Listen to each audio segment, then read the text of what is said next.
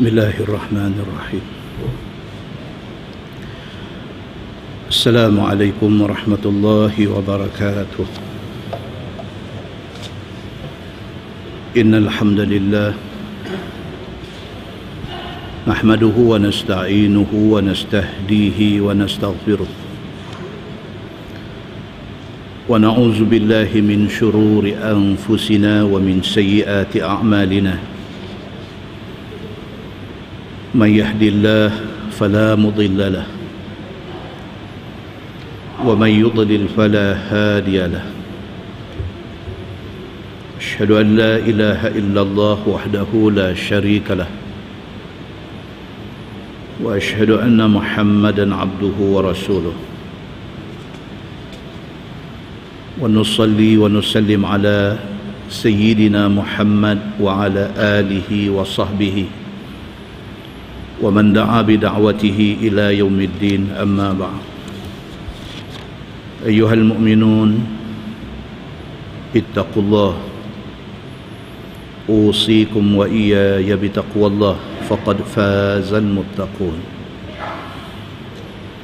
Muslimin dan muslimat, mudah-mudahan dirahmati Allah Subhanahu wa taala. Di dalam sebuah hadis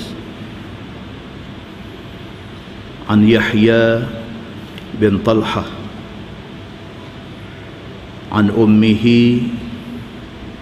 سعد المرية رضي الله عنها قالت: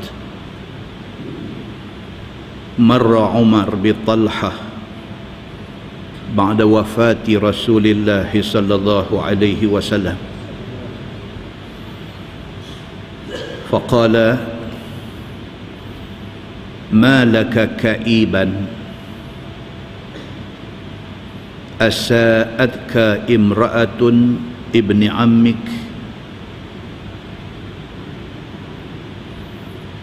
قال: لا، ولكن سمعت رسول الله صلى الله عليه وسلم يقول: إني لأعلم كلمة لا يقولها أحد عند موته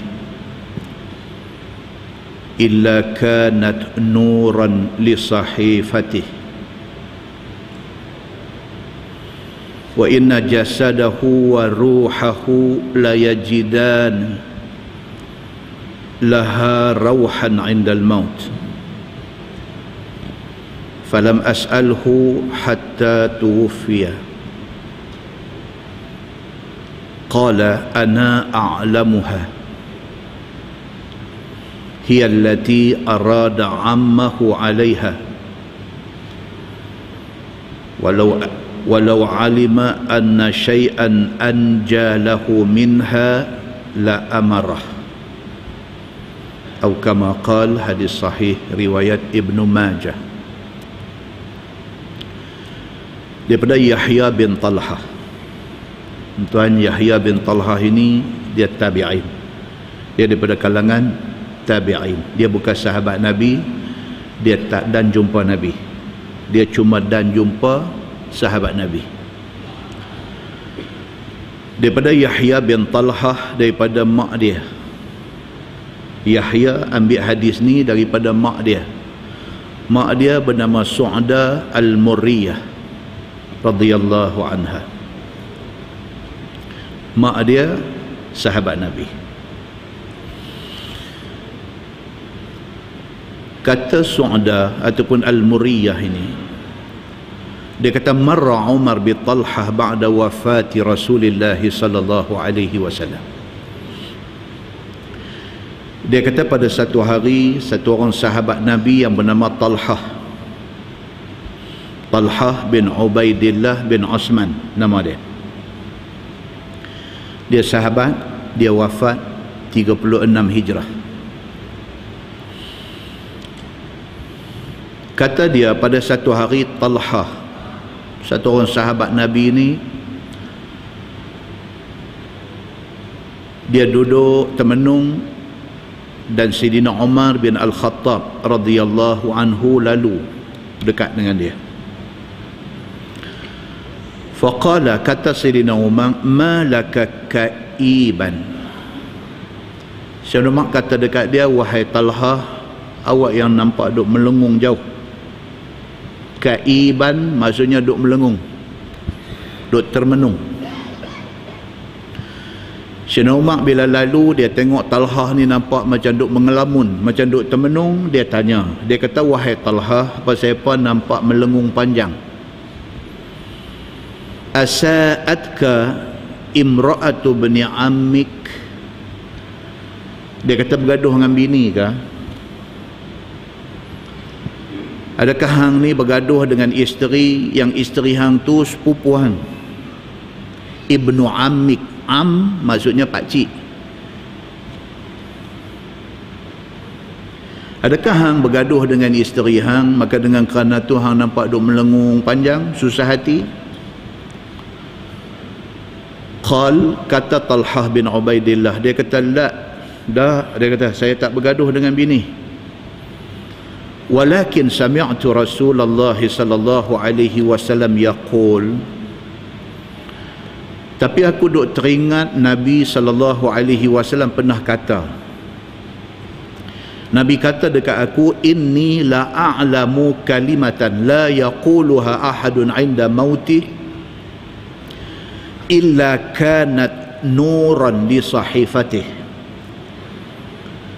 Dia kata, aku teringat Nabi sallallahu alaihi wasallam satu hari pernah kata dekat aku. Nabi kata, aku nak bagi tahu dekat kamu satu kalimah. Yang kalimah itu siapa boleh sebut waktu dia nak mati, rekod amalan dia akan bercahaya. Talhah bin Ubaidillah, dia kata pernah sekali Nabi SAW mai dekat dia. Nabi kata dekat dia, Nabi kata, aku nak ajak dekat hang, aku nak bagi tahu dekat hang satu kalimah yang kalau sekiranya hang boleh sebut kalimah ini waktu hang dekat nak mati, rekod amalan yang ditulis oleh Raqib dan Atid ini akan bercahaya. Wa inna jasadahu wa ruhahu la yajidani laha rauhan 'indal maut. Nabi kata, siapa yang dekat nak mati boleh sebut kalimah ni, kalimah yang aku nak abang kat hang ni, nescaya roh dan jasad dia akan mendapat kerehatan menjelang kematian. Tuan, mati ni dia panggil sakratul maut. Sakrah ni makna apa? Sakrah ni makna dia mabuk. Sakrah tu makna dia mabuk. Sakaratul maut maksudnya orang yang nak mati, keadaan setiap orang yang nak mati ni dia macam mabuk. Dia tak tahu siang malam, dia jadi tak tahu apa. Maka keadaan gelut nak mati itu dipanggil sakratul maut. Nabi SAW kata, aku nak ajak dekat hang satu kalimah yang kalau hang boleh sebut kalimah ni waktu dekat nak mati, yang pertama, rekod amalan hang akan nampak bercahaya. Dan yang kedua, Allah Subhanahu wa taala akan anugerahkan kepada hang rauhah, kerehatan pada jasad dan pada roh ketika nak mati. Falam as'alhu hatta tuwfiya, kata Talhah bin Ubaidillah, masalah aku ni sampai Nabi wafat aku tak tanya Nabi apa dia kalimah itu. Nabi habaq dekat aku, Nabi kata, Talhah, mau dah aku nak bagi tahu dekat hang satu kalimah yang kalau sekiranya hang dan sebut kalimah ini pada waktu hang nak mati, rekod amalan hang nanti bercahaya dan Allah akan bagi rauhah, Allah akan bagi kerehatan kepada jasad dan roh ketika nak mati. Nabi habaq lagu tu, tapi Nabi tak habaq apa dia kalimah tu, dan aku pula tak tanya Nabi sampailah Nabi wafat. Jadi selepas daripada wafat Nabi sallallahu alaihi wasallam, Talhah ni jadi macam orang menyesal. Dia rasa awak yang tak pergi tanya Nabi. Dia duk blame diri dia, dia duk salahkan diri dia. Dia tak tanya Nabi sehinggalah wafat Nabi sallallahu alaihi wasallam. Falam as'alhu hatta tuwfiya. Aku tidak tanya Nabi apa dia kalimah itu sehinggalah wafat Nabi sallallahu alaihi wasallam. Bila Talhah bin Ubaidillah habaq benda ni kepada Umar bin Al-Khattab yang tegur dia awal tadi, yang Umar kata, Talhah, awak nampak duk melengung panjang pasal apa ni? Bila dia habaq dekat Umar, aku melengung ni pasal aku duk menyesal, aku tak tanya Nabi apa dia kalimah tu. Qala Umar, kata Sayyidina Umar, ana a'lamuha. Umar kata, aku tahu apa dia kalimah itu. Umar kata dekat Talhah bin Ubaidillah, Umar kata aku tahu apa dia kalimah yang Nabi tak habaq kat hang sampai Nabi wafat ni, yang hang duk menyesal ni, aku tahu apa dia kalimah itu. Hiyallati arada ammahu alaiha. Sayyidina Umar kata kalimah itu ialah kalimah yang Nabi harap sangat pakcik dia sebut waktu nak mati. Siapa dia pakcik Nabi? Abu Talib. Umar kata kalimah itu adalah kalimah yang Nabi ni punya usaha nak bagi Abu Talib sebut sebelum Abu Talib mati. Itulah kalimah dia. Kata Sayyidina Umar, walau alima anna syai'an anjalahu minha la amarah. Kata Sayyidina Umar, kalau sekiranya ada kalimah lain daripada hak aku tahu ni, sudah tentu kalimah itu yang Nabi akan suruh Abu Talib sebut waktu dia nak mati. Maka waktu Abu Talib nak mati, Nabi SAW cuma kata dekat Abu Talib, ya ammi qul la ilaha illallah. Pakcik katalah la ilaha illallah. Kalau ada kalimah lain yang lebih berharga, yang lebih penting daripada la ilaha illallah, sudah tentu itu akan diajak oleh Nabi kepada pakcik dia. Maksud hadis ni apa dia? Kalimah yang Nabi bagi tahu dekat Talhah bin Ubaidillah, kata mau dak aku ajak dekat hang satu kalimah yang kalau hang boleh sebut kalimah ni waktu nak mati, rekod amalan ni akan bercahaya dan Allah akan bagi kerehatan kepada roh dan jasad engkau ketika engkau nak mati. Tiba-tiba Nabi tak ada nak bagi tahu benda tu kepada Talhah, Nabi pun wafat. Umar bin Al-Khattab radhiyallahu anhu, dia kata tidak lain tidak bukan kalimah itu ialah la ilaha illallah Muhammadur Rasulullah. Muslimin dan muslimat yang dirahmati Allah sekalian. Dalam sebuah hadis riwayat pada Anas bin Malik radhiyallahu anhu, kata dia, haddatsani Mahmud bin Ar-Rabi' an Itban bin Malik radhiyallahu anhu qala qadimtu al-Madinah falaqitu Itban qala asabani fi basari ba'd shay' fab'astu ila Rasulillah sallallahu alaihi wasallam anni uhibbu an ta'tiyani fatusalli fi manzili fa'attakhidhahu musalla. Qala Itban fa'ata an-nabiy sallallahu alaihi wasallam wa man syaa Allahu min ashabihi fadakhala wa huwa yusalli fi manzili wa ashabuhu yatahaddatsuna bainahum summa asnadu uzma dhalika wa kubrahu ila Malik bin Dukhshum qalu waddu annahu da'a alaihi fahalaka wa waddu annahu asabahu syarrun faqada Rasulullah sallallahu alaihi wasallam as-salah wa qala alaysa yashhadu an la ilaha illallah wa anni rasulullah qalu innahu yaqulu dhalik wa ma huwa fi qalbihi Qala an-nabiy sallallahu alaihi wasallam la yashhadu ahadun an la ilaha illallah wa anni rasulullah fayadkhul an-nar aw tat'amah. Qala Anas fa'ajabani hadha al-hadith faqultu libni uktubhu fakatabahu, atau kama qala, hadis sahih riwayat Imam Muslim. Daripada Anas bin Malik radhiyallahu anhu. Tuan Anas ni orang hebat. Kita cerita banyak kali tentang Anas bin Malik ni. Dia beranak 10 tahun sebelum hijrah. Sebelum Nabi mai ke Madinah dia lahir. 10 tahun sebelum Nabi mai ke Madinah dia lahir. Maknanya by the time Nabi sampai di Madinah umur dia sudah 10 tahun. Lepas itu dia jadi khadam Nabi selama 10 tahun. Satu riwayat kata 9 tahun.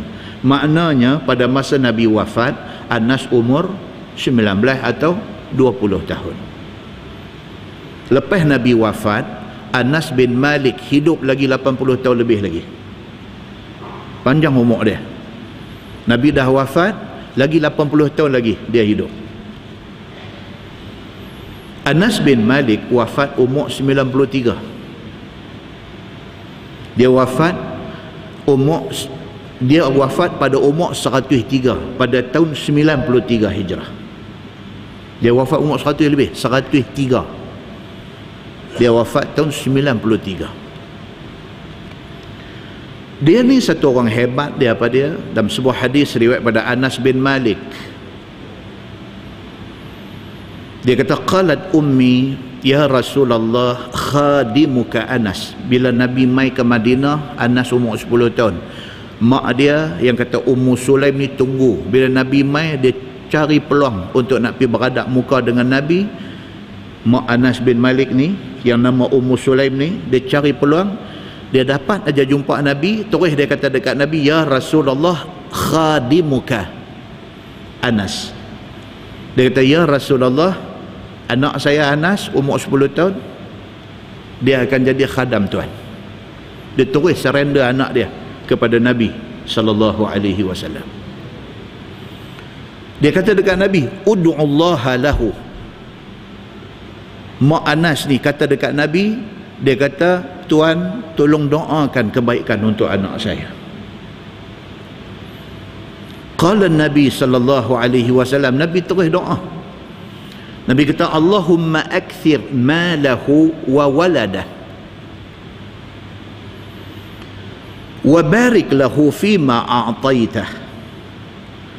Nabi terus doa. Nabi kata, ya Allah, ya Tuhanku, jadikanlah budak ni umur 10 tahun masa tu.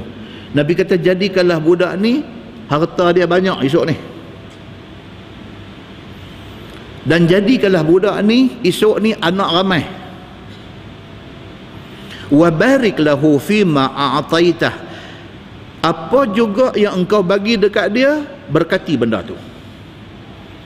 Kalau bagi umur panjang, berkati umur dia. Kalau bagi harta banyak, berkati harta dia. Nabi SAW doa macam tu. Hadis itu riwayat Al-Bukhari. Dalam kitab Siyar A'lam An-Nubala, Ibnu Asakir, mai lagi satu riwayat. Dia kata Anas sendiri bagi tahu, dia kata da'ali Rasulullah sallallahu alaihi wasallam. Dia kata Nabi sallallahu alaihi wasallam mendoakan aku. Dia kata, tuan-tuan, sahabat Nabi ni kalau boleh dapat doa Nabi, proud. Sahabat Nabi ni kalau Nabi boleh bagi satu doa dekat depa, depa proud, depa bangga ni, tak tahu nak apa. Itu lebih berharga daripada segala isi dunia. Maka Ibnu Asakir kata, Anas bin Malik satu riwayat ni kata apa? Dia kata da'ali Rasulullah sallallahu alaihi wasallam. Dia kata aku kecil-kecil Nabi sudah doa pada aku.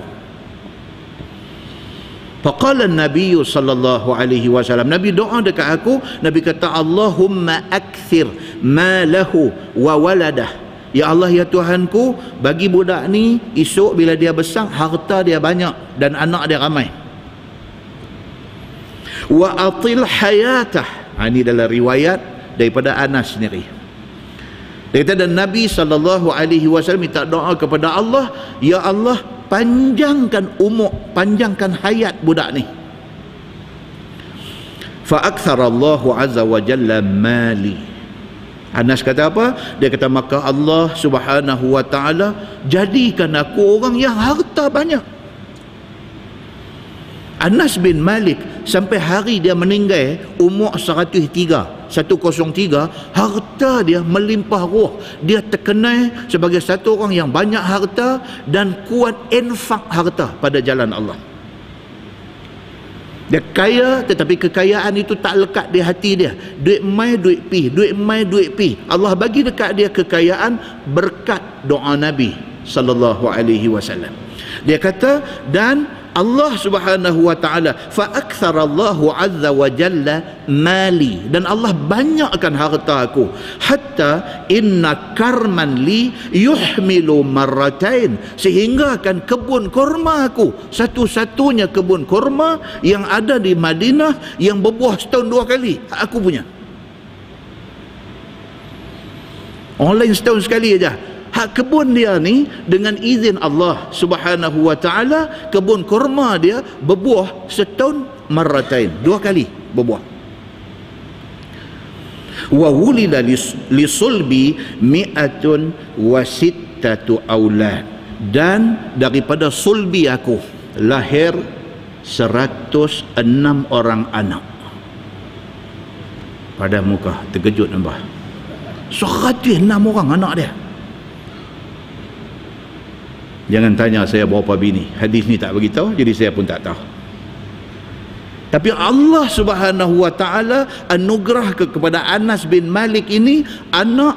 Dia sendiri kata, wa wulida li sulbi, dan dilahirkan daripada sulbi aku, daripada benih aku ni, mi'atun wa sittu aulad, 106 orang anak. Umur 103, anak 106. Makbul doa Nabi sallallahu alaihi wasallam. Tuan. Maka hadis kita nak baca ni riwayat daripada Anas bin Malik. Muslimin dan muslimat yang dirahmati Allah sekalian. Dia riwayat, dia umur mati 103, dia meriwayat 2286 buah hadis. Maknanya umur dia yang panjang tu diisi dengan ilmu.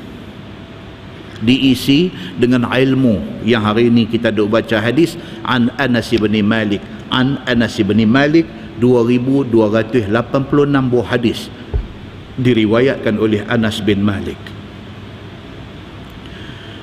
Kata dia Mahmud bin Ar-Rabi', Anas kata Mahmud bin Ar-Rabi' cerita kat dia hadis ni. Mahmud bin Ar-Rabi' ni dia bukan sahabat, dia tabi'in. Dia wafat tahun 99 Hijrah. Muslimin dan muslimat yang dirahmati Allah. Anas sahabat Nabi, wafat 93 Hijrah. Dia ni tabi'in, tak dan jumpa Nabi, wafat 99 Hijrah. Beza 6 tahun aja. Maknanya apa? Dia wafat ni zaman sahabat pun dah tak ada. Tabi'in aja tinggal masa tu. Mahmud bin Ar-Rabi' ni tabi'in. Dia cerita kepada Anas bin Malik. Dia kata qadimtul Madinah. Mahmud bin Ar-Rabi', dia kata satu hari aku pergi ke Madinah, falaqitu Itban. Bila aku sampai di Madinah, aku jumpa satu sahabat Nabi yang bernama Itban bin Malik. Qala Itban, asabani fi basari ba'du syai'. Itban bin Malik ni sahabat Nabi. Dia ni wafat di Madinah. Dia akhirnya dia wafat di Madinah. Dia kata, Itban bin Malik kata, aku ni dah tua, mata aku ni daripada kelabu sampai tak nampak.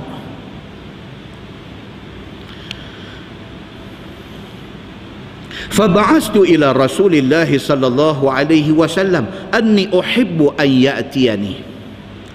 Itban ni sahabat-sahabat Nabi tuan-tuan, mereka kalau boleh semayang masjid, semayang masjid. Kalau semayang fardu di masjid.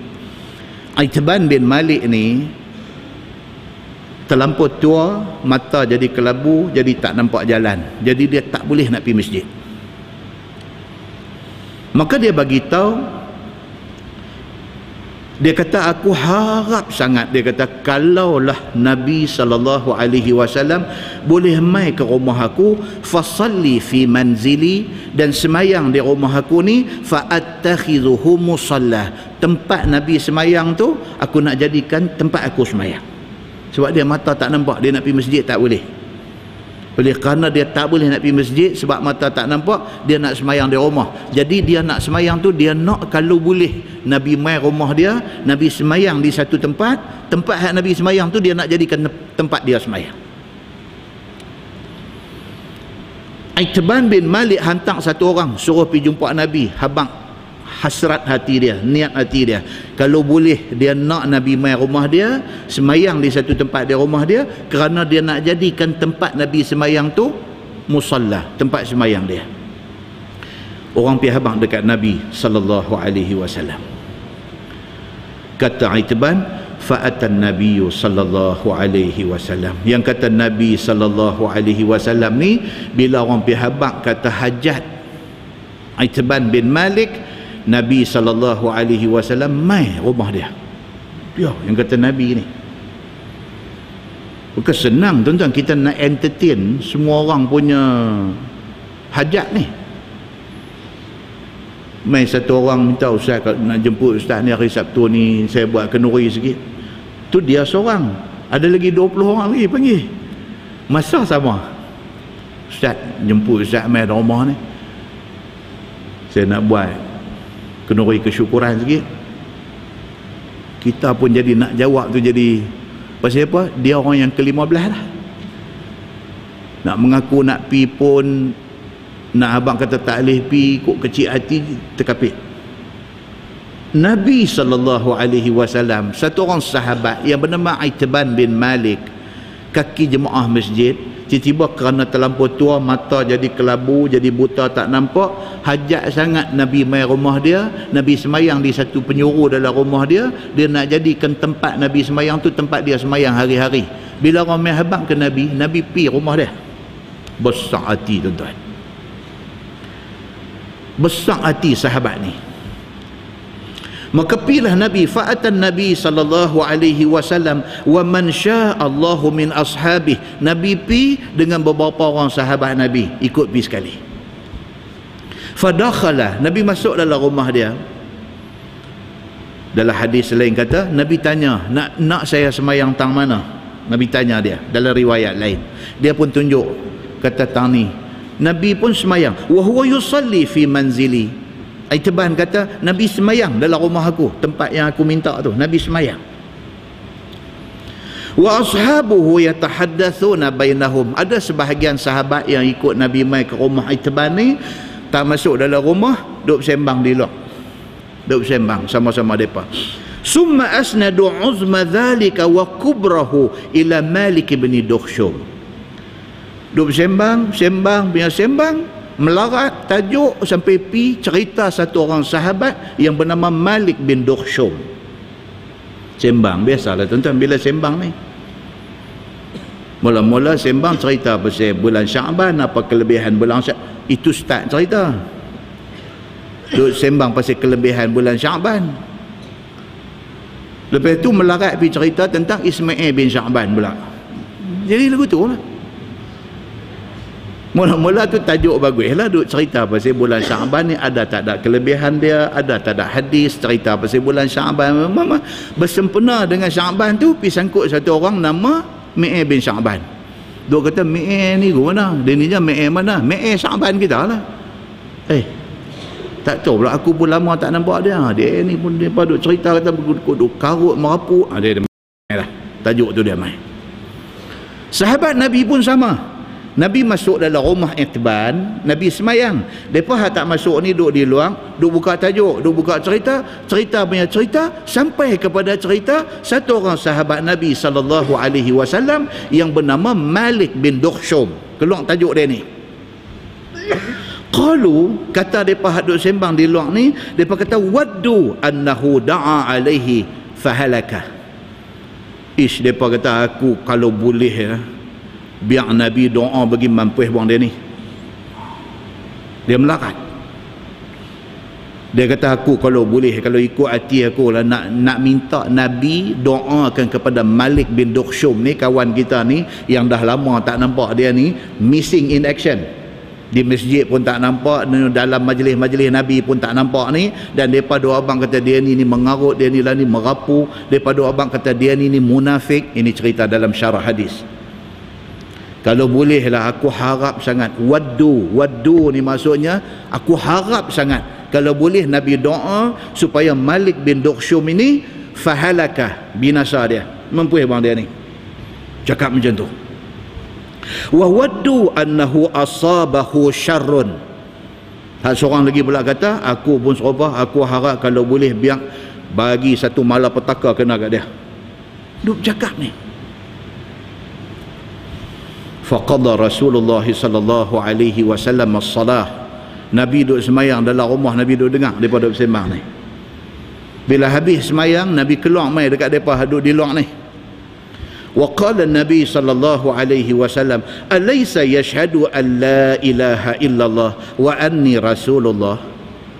Dia kata, awak hampa duk bercakap tak elok kepada Malik bin Dukhshum. Bukankah Malik bin Dukhshum ini dia mengucap la ilaha illallah wa anni rasulullah?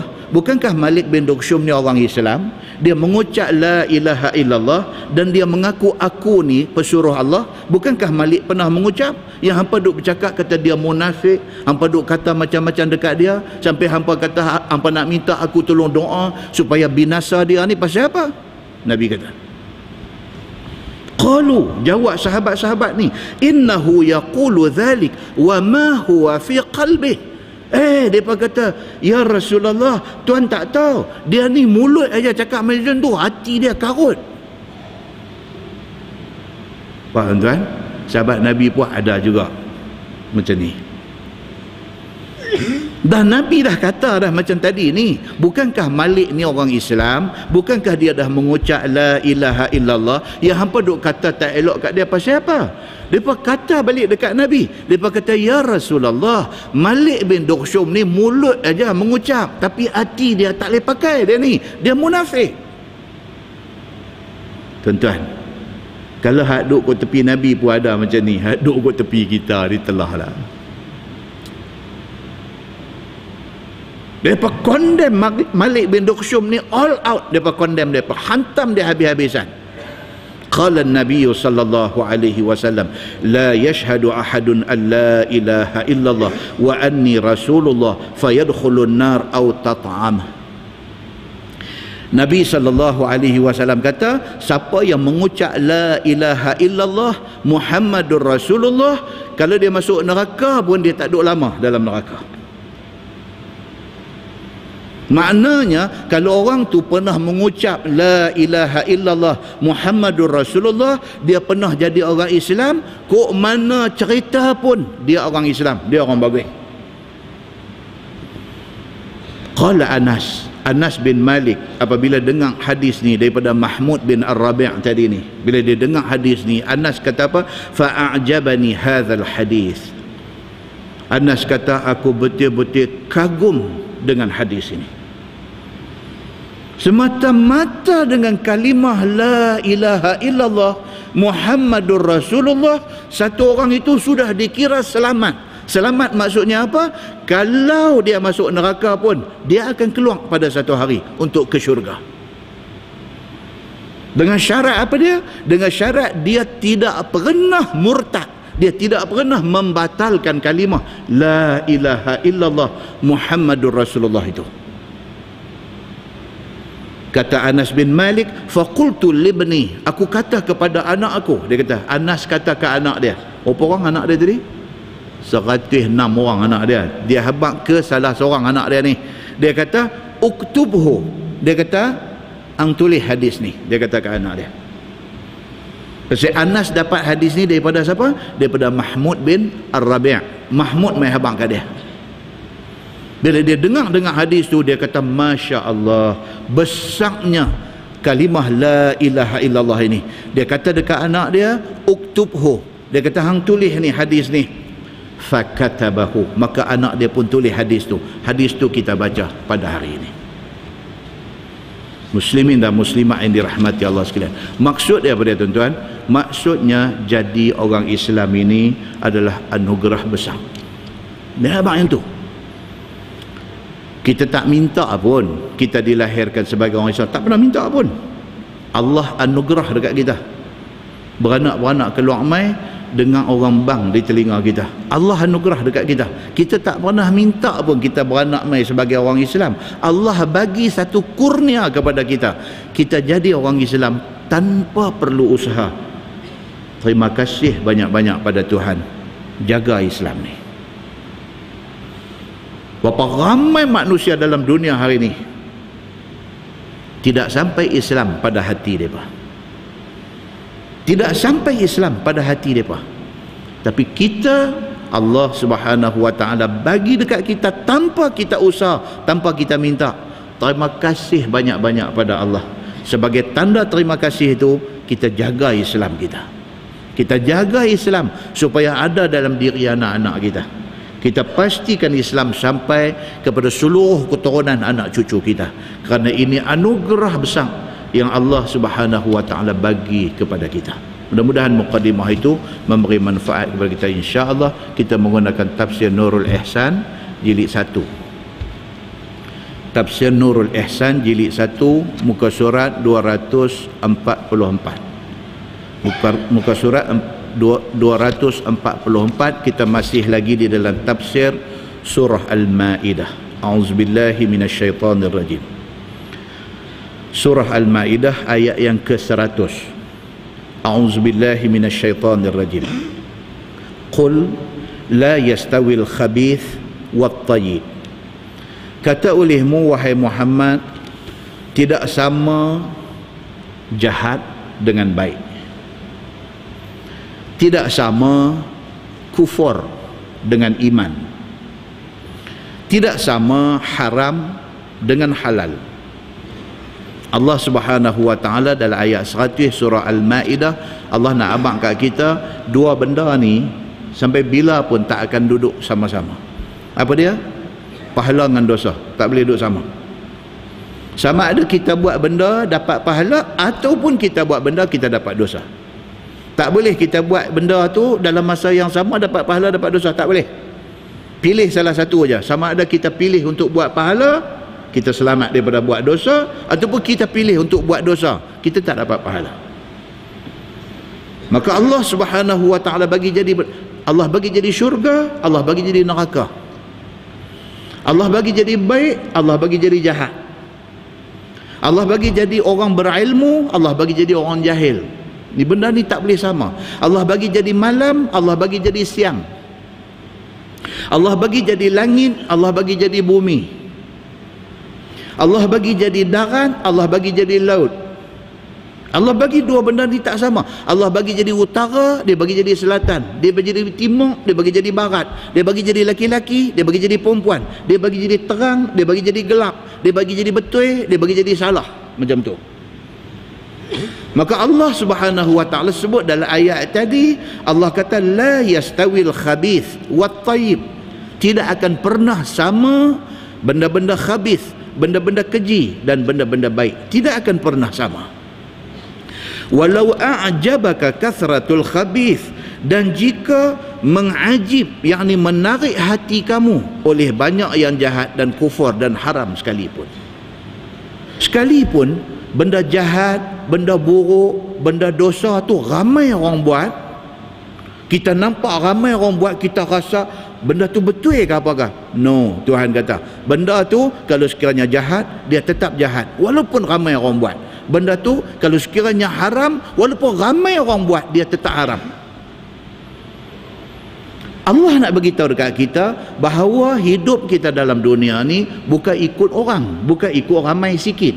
Allah nak beritahu kat kita, hidup dalam dunia ni kita kena ikut nas, kita kena ikut dalil. Kita nak buat apa pun atas dunia ni, kita tak boleh ikut orang. Oi, ramai orang dok buat, betul ikut. Tak boleh. Dia tak ada kod-kod. yang orang duk buat tu ada tak ada nas dalam Quran? Kalau ada, benda tu betul, jom pergi buat. Kalau dalam Quran sudah terang abang benda tu haram, walaupun ramai orang pergi buat, kita tak boleh ikut orang ramai, sebab hukum sudah kata haram, maka benda tu haram. Ni agama nak abang kat kita macam tu. Agama kita ni bukan agama ikut orang ramai, tetapi agama kita ni agama ikut Quran, ikut hadis yang diturunkan oleh Allah Subhanahu wa taala. Quran Allah buat turun, nabi Allah hantar mai, apa nabi nak cakap Allah ajak bagi. Kita kena ikut yang tu. Itu yang Allah nak beritahu dalam ayat ni. Walau a'jabaka kathratul khabith, walaupun benda tak elok ni ramai orang buat, tapi kalau Quran kata tak elok, kalau hadis kata tak elok, walau ramai mana pun orang buat, kita jangan buat. Muslimin dan muslimat yang dirahmati Allah sekalian, fattaqullaha ya ulil albab, maka hendaklah kamu takut akan Allah Subhanahu wa taala, wahai segala orang yang empunya akal. Tuhan kata, aku buat manusia, aku bagi akal dekat manusia, guna akal. Walaupun ramai orang buat, dengan akal yang Allah bagi kat kita, kita pergi belajar Quran, kita pergi belajar hadis. Quran hadis abang kata benda tu haram, jangan buat.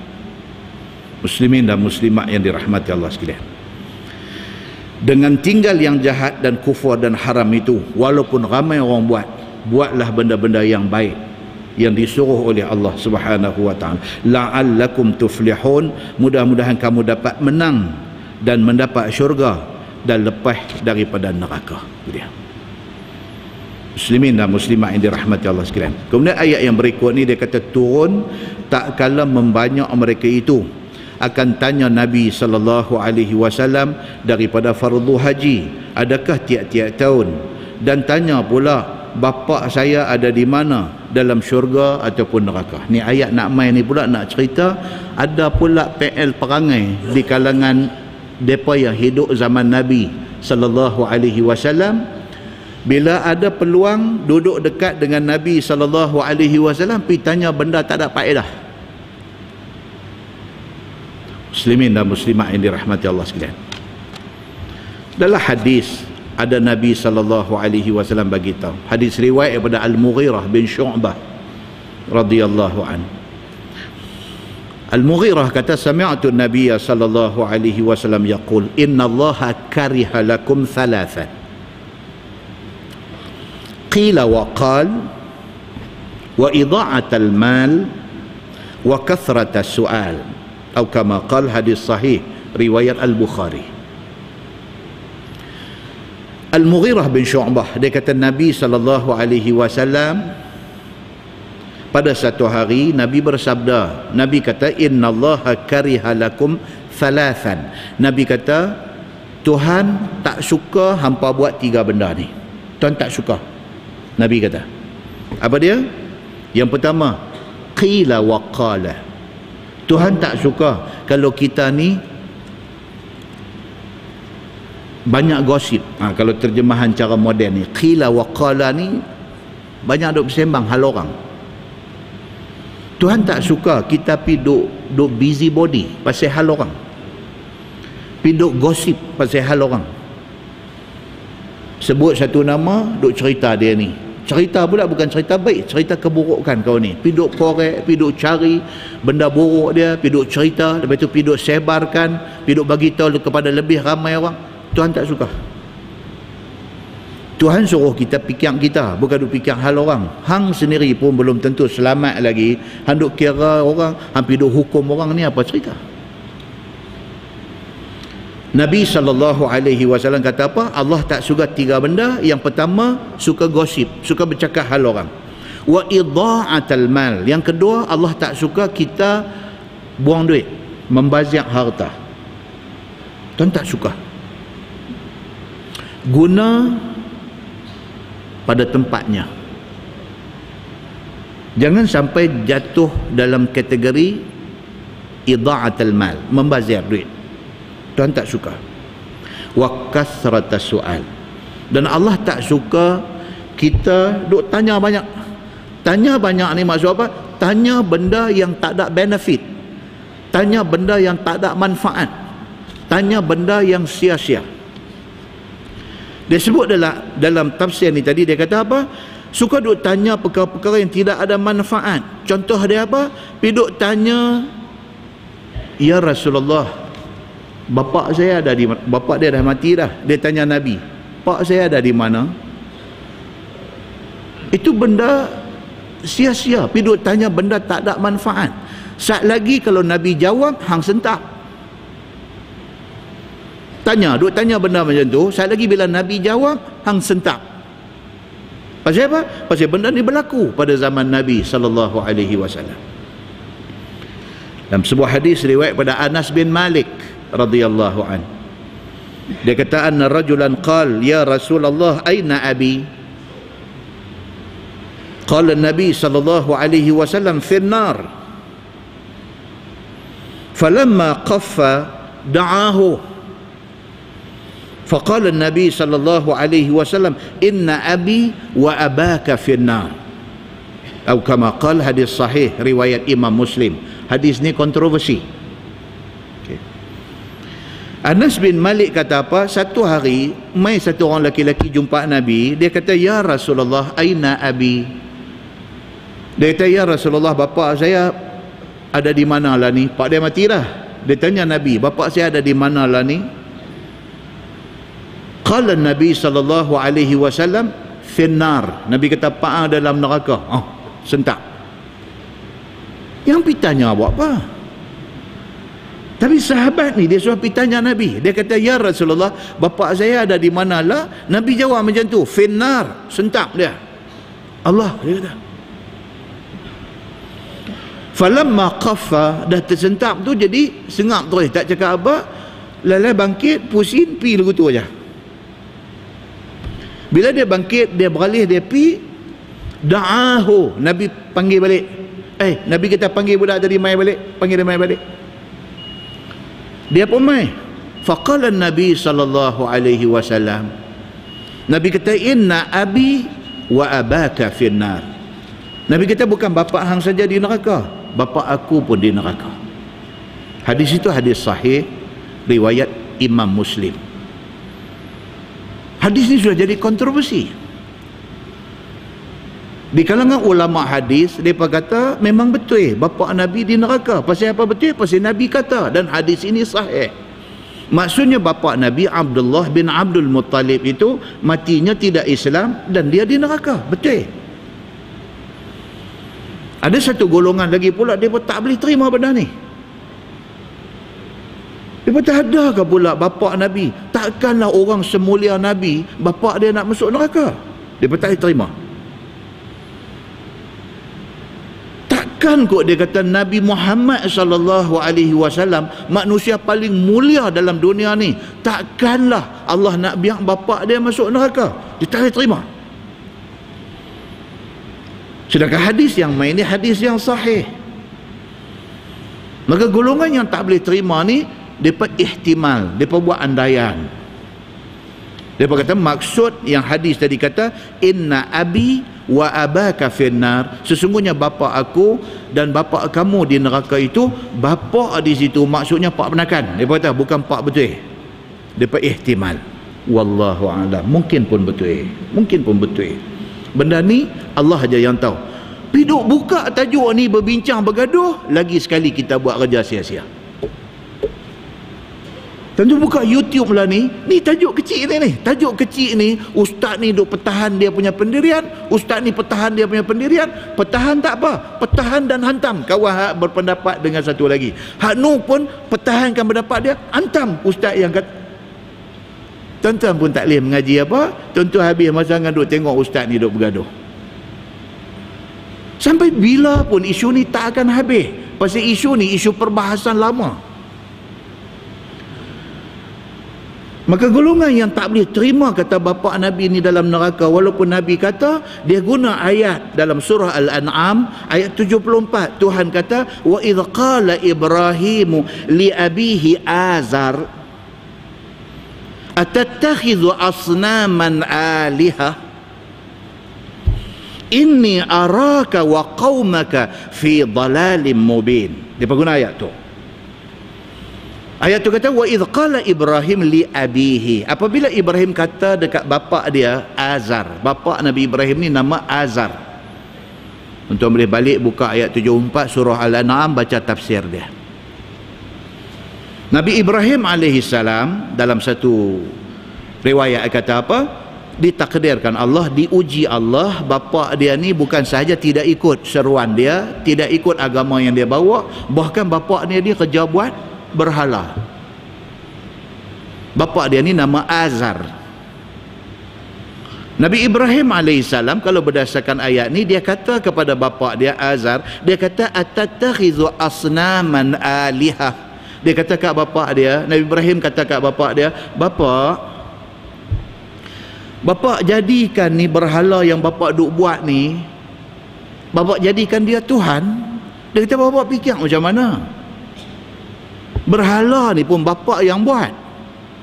Bapa ambil batu, pahat bagi jadi rupa, jadi berhala. Kalau jadi elok jual mahal, kalau ada defect sikit jual murah sikit.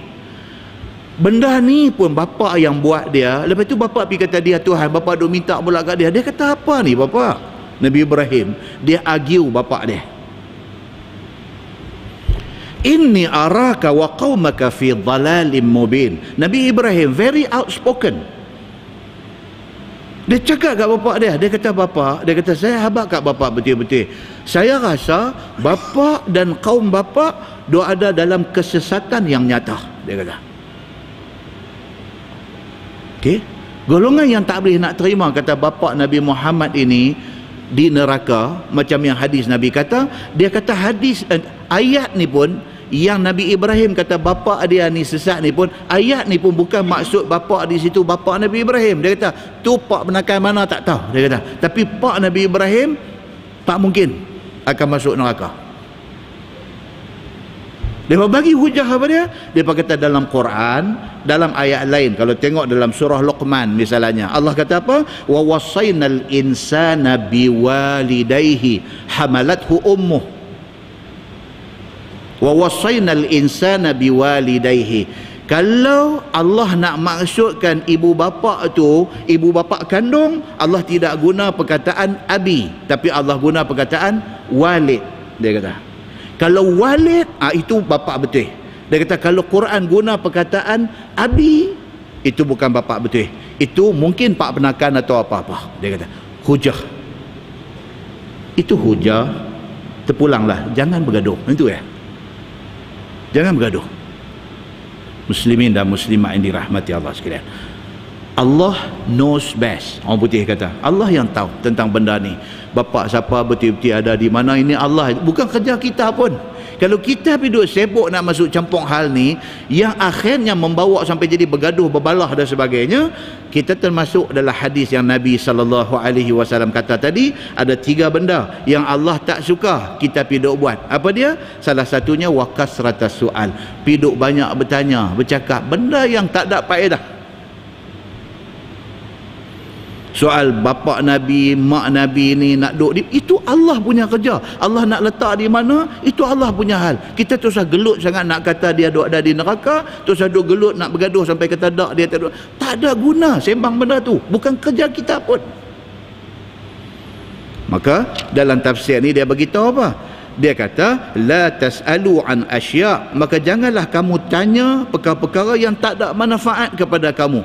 In tubdalakum tasu'ukum, jika dinyata ataupun dijawab oleh Allah kepada kamu akan pertanyaan itu, nescaya menyakitkan kamu. Pergi tanya Nabi, ya Rasulullah bapa saya di mana? Nabi kata finnar, di neraka. Kita sentak. Tak usah tanya daripada awal. Dia nak ada di mana, itu kerja Allah. Kita doa aja. Baik, seperti mana jawab Nabi SAW kepada sahabat yang bertanya ni, Nabi kata bapa engkau dalam neraka. Itu dia dalam tafsir kata.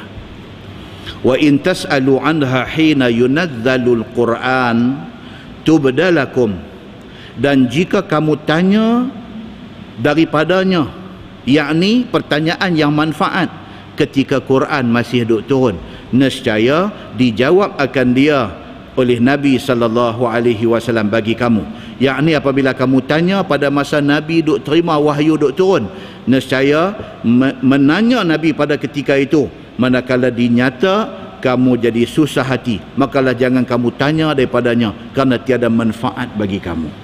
Wahyu duk turun dekat Nabi, pergi duk tanya benda tak ada faedah. Bila tanya, jawapan mai. Bila jawapan mai, jadi susah. Tuan-tuan ingat cerita yang jadi kepada Bani Israel? Bila diperintahkan nak menyelesaikan satu kes bunuh, Allah perintahkan suruh sembelih lembu. Pergi duk tanya apa? Ma launuha, lembu ni color apa? Nak jadi susah. Allah kata sembelih lembu, pergi cari lembu tang mana satu, sembelih, khalas, selesailah. Ma launuha, apa color dia? Pergi duk tanya lagi, lembu ni besar ke kecil? Lembu ni biasa digunakan untuk buat kerja ladang ke tak? Pergi duk tanya. Bila tanya, syarat makin ketat.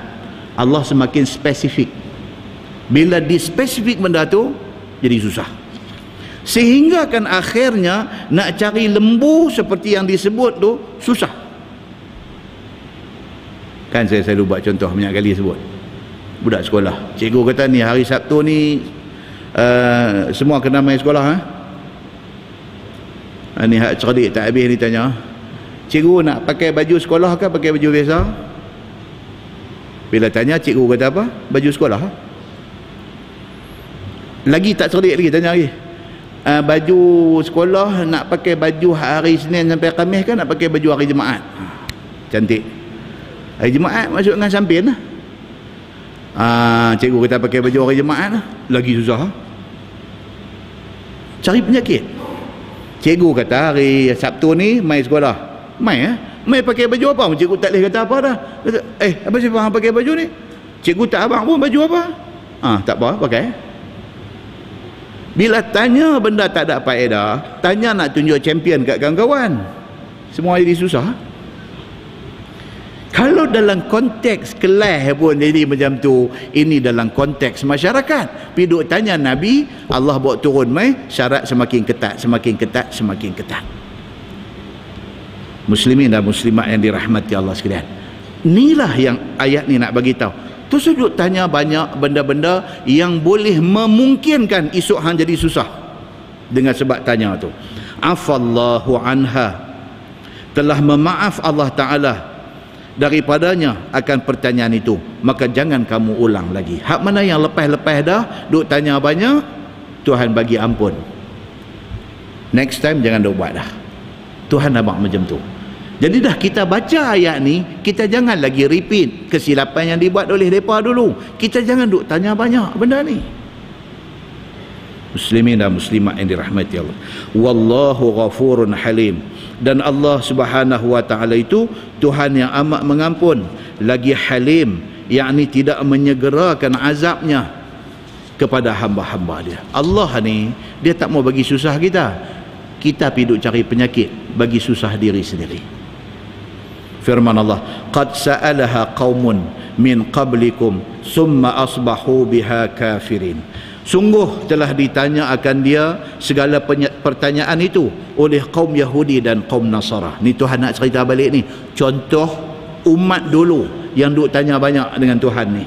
Okey, dia kata dahulu daripada kamu sudah jadi benda ni, yakni bertanya segala Yahudi dan Nasara ini akan anbiya mereka itu. Yahudi tanya Nabi Musa, macam-macam benda mereka tanya Nabi Musa. Nasrani tanya Nabi Isa, macam-macam benda mereka tanya Nabi Isa. Allah cerita balik kat kita supaya kita ambil i'tibar. Maka dijawab dengan menyata akan hukumnya, maka jadilah mereka itu kafir sekalian dengannya. Tanya, bila tanya Allah buat turun hukum, bila tanya Allah buat turun hukum, akhirnya tak terbuat benda tu. Bila tak terbuat, mereka kata karut ni agama yang Nabi Musa bawa ni menyusah kita, jadi kafir. Oh, mereka kata susah ni agama yang Nabi Isa bawa ni, jadi kafir. Mereka tak mau ikut pun benda yang mereka tanya tu. Bila tanya jawapan mai, bila tanya jawapan mai. Benda yang pada mulanya ringan sudah jadi berat. Benda yang pada mulanya mudah sudah jadi susah. Bila dia mai berat, bila dia mai susah, dia tak mau ikut agama yang dibawa oleh Nabi Musa. Dia tak mau ikut agama yang dibawa oleh Nabi Isa. Akhirnya kapiang depa ni. Punca daripada tanya benda tak ada faedah tu. Itu punca dia. Dengan sebab itu maka meninggallah amalan mereka itu dengannya. Seperti mana minta kaum Nabi Saleh akan mukjizat. Dia bawa mai contoh. Kaum Nabi Saleh. Kaum Nabi Saleh ni kaum apa tuan-tuan? Kaum Samud. Mereka pun sama juga. Mereka tanya kepada Nabi Allah Saleh alaihi salam, betulkah Saleh kamu ni Nabi Allah hantar mai? Betul ke tak betul? Nabi Saleh kata betul. Aku Nabi Allah hantar mai. Bagi mai bukti kat kami. Minta. Bagi mai bukti kat kami. Nabi Saleh pun minta pada Allah. Allah hantar mai apa? Unta sekong. Bawa mai unta sekong kepada kaum ni. Kaum Nabi Saleh ini, kaum Samud ini. Lepas itu Tuhan kata, ini unta mukjizat Nabi Saleh. Jangan siapa pun mendekati dia dengan niat tak elok. Lepas itu mai peraturan. Hari ini unta minum ayam, hampa minum susu unta. Esok hampa minum ayam. Tak puas hati, akhirnya apa mereka buat? Mereka bunuh unta tu. Minta Tuhan buat mai, lepas itu kufur dengan Allah Subhanahu wa ta'ala. Maka seperti minta kaum Nabi Saleh akan mukjizat, dan Yahudi minta kepada Allah Subhanahu wa ta'ala nak tengok Allah secara jahar dan terang. Oh, ni lagi kasar. Bani Israel minta dekat Nabi Musa, wahai Musa, lah ni macam ni, hang duk cerita ni pasal Tuhan ni semua ni susah lah, kami tak nampak. Handuk abang kata Tuhan ada, kami tanya Tuhan mana, hang tak boleh nak tunjuk. Kami bukan tak mau percaya, tapi kami mau bukti. Cakap pandai.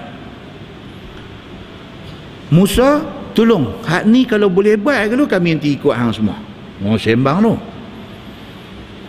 Tolong apa? Tolong minta dekat Allah, suruh dia jengui keluar main sekali. Kami nak tengok. Oh, tu dia betul Tuhan. Nak melihat Allah ini secara jahrah, secara terang, nak tengok Tuhan. Nabi Allah Musa alaihi salam buat apa? Naik atas bukit Tur Sina, minta kat Tuhan, minta supaya Allah mentajalikan nur dia, supaya mereka ni tengok, supaya mereka puas hati. Pasal mereka nak beriman sangat dah, cuma nak tengok Tuhan aja lu. Bila Nabi Musa minta aja, apa jadi? Bila Allah mentajalikan nurnya kepada Musa alaihi salam, ja'alahu dakka wa kharra Musa sa'iqa. Pengsan Nabi Allah Musa alaihi salam, tak sedar diri. Itu belum Allah tunjuk rupa dia. Allah cuma mentajalikan, menzahirkan nur dia saja. Pengsan. Bukit ja'alahu dakka, jadi debu semua sekali. Musa pengsan. Pasal apa ni pergi jadi cerita ni? Pasal apa? Pasal pergi minta benda yang tak patut minta. Pergi minta kepada Nabi Musa, minta nak tengok Tuhan. Dan Nasara minta supaya turun Maidah, yakni turun hidangan daripada langit. Dia ada dua. Nabi Musa pun sama juga. Bani Israel minta suruh bawa turun hidangan.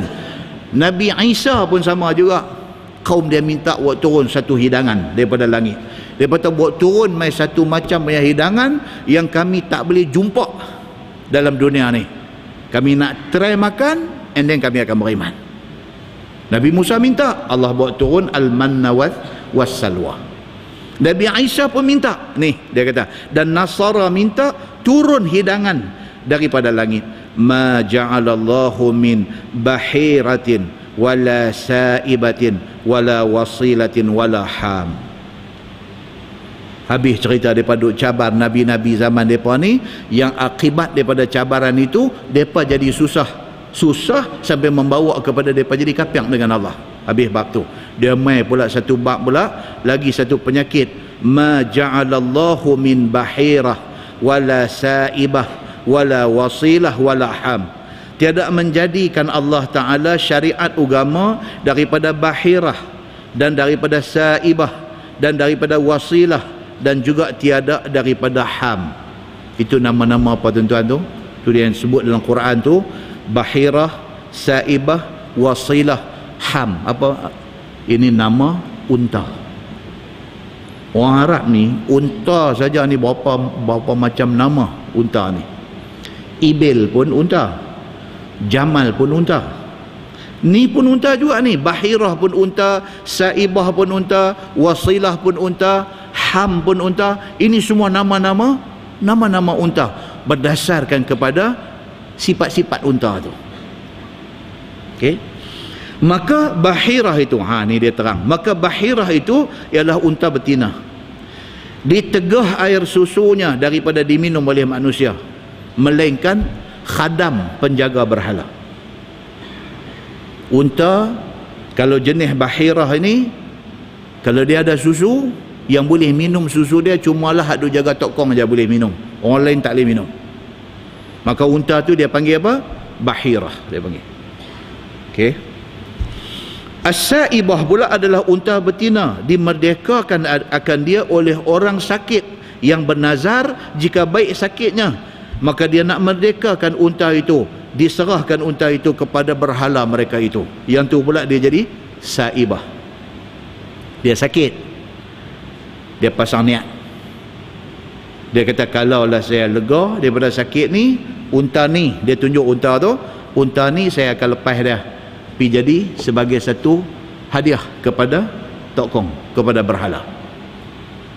Maka unta tu dipanggil Saibah. Wasilah pula adalah unta dara, beranak anak betina 2 kali berturut-turut. Wasilah ni pula unta betina, beranak 2 kali anak dia, hak pertama pun betina, hak kedua pun betina. Bila 2 kali beranak betina berturut-turut, maka unta itu dimerdekakan dan diserahkan kepada rumah berhala. Dia kok mana pun dia nak pusing, dia nak balik pergi dekat tokong dia. Kok mana pun dia pusing, dia nak balik, dia nak bagi dekat tokong dia. Maka hak ni dia panggil Wasilah, dia kata. Dan dia juga Ham itu adalah unta jantan, dapat anak 10, dia kata. Ham ni unta jantan, melalui benih dia dapat anak 10 ekor. Dengan betina ni dapat sekor, dengan betina ni dapat sekor, semua 10 betina beranak anak dia. Champion dia ni. Dia ni unta abang best, dia panggil. Unta abang best ni dipanggil Ham. Pasal apa?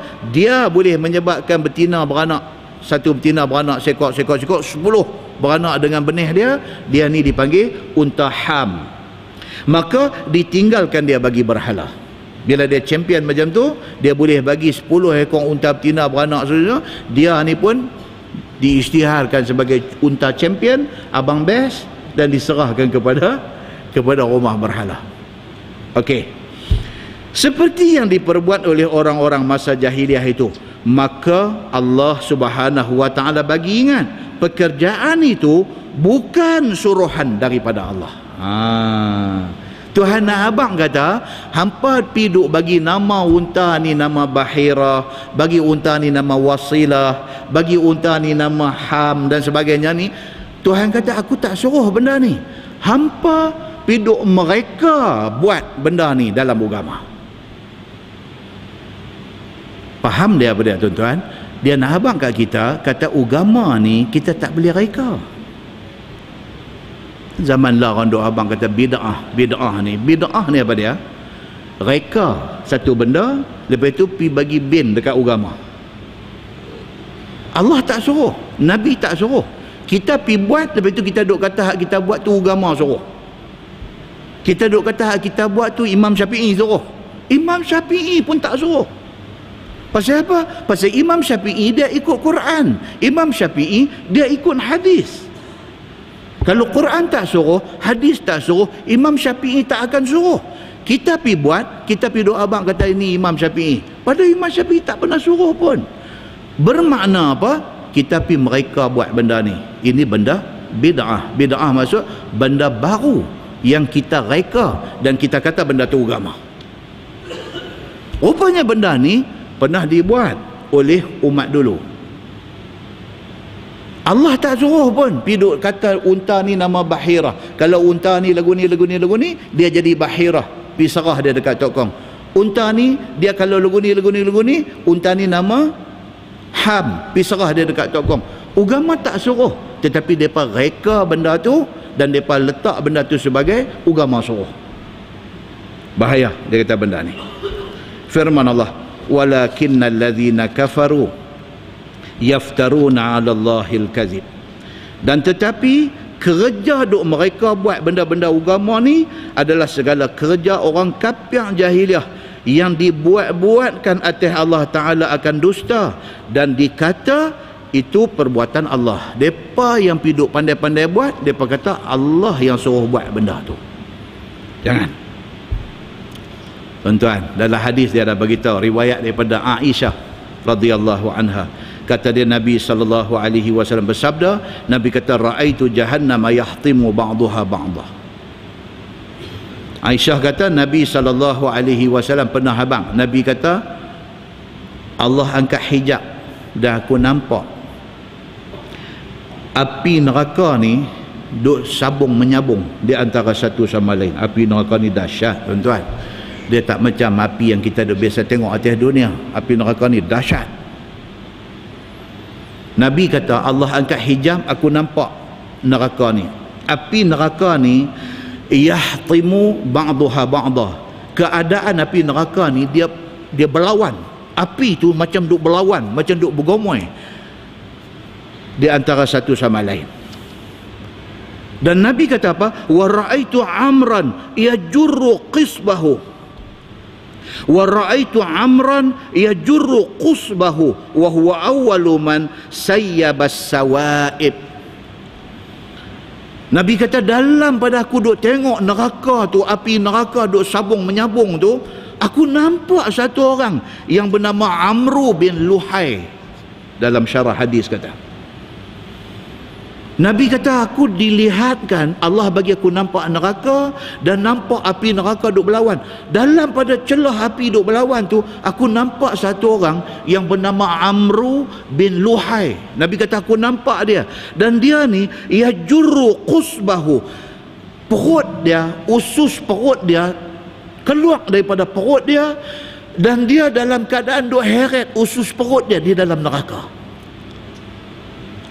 Perut dia ni terborai keluar, usus perut dia terborai keluar, dan Amru bin Luhai ni dalam keadaan duk heret usus perut yang terborai ni dalam neraka, dalam api yang duk sabung menyambung ni. Persoalannya, siapa dia ni Amru bin Luhai ni? Siapa dia ni? Awak teruk sangat hukuman yang kena kat dia. Hukum masuk neraka tu pun dah teruk dah.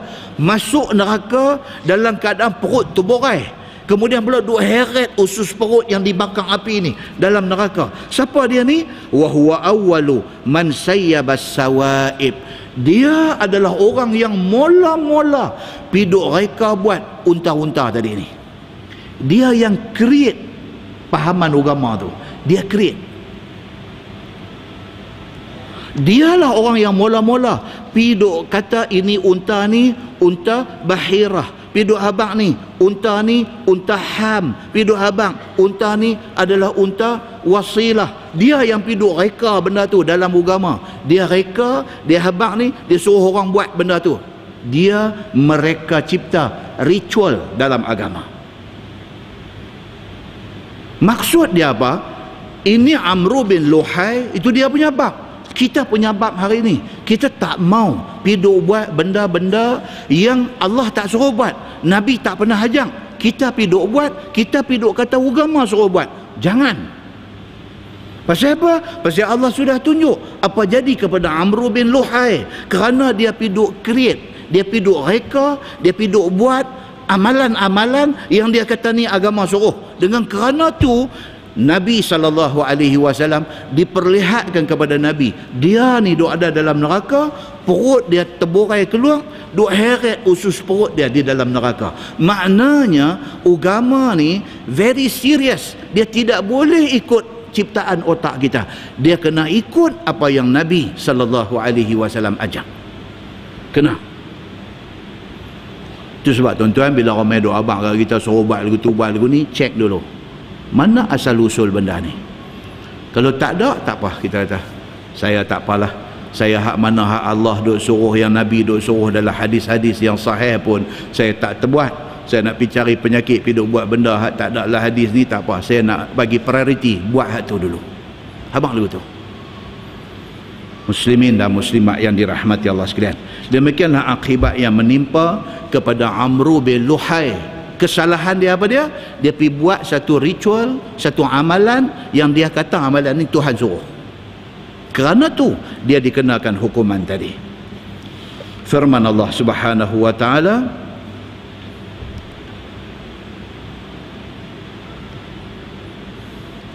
walakinnal ladzina kafaru yaftaruna 'ala Allahil kadzib. Akan tetapi kerjaan itu adalah segala kerja orang kafir jahiliah yang dibuat-buatkan atas Allah Ta'ala akan dusta. Maka dikata perbuatan itu Allah suruh, padahal Tuhan tak suruh, agama tak suruh. Dia pergi buat, dia kata agama suruh.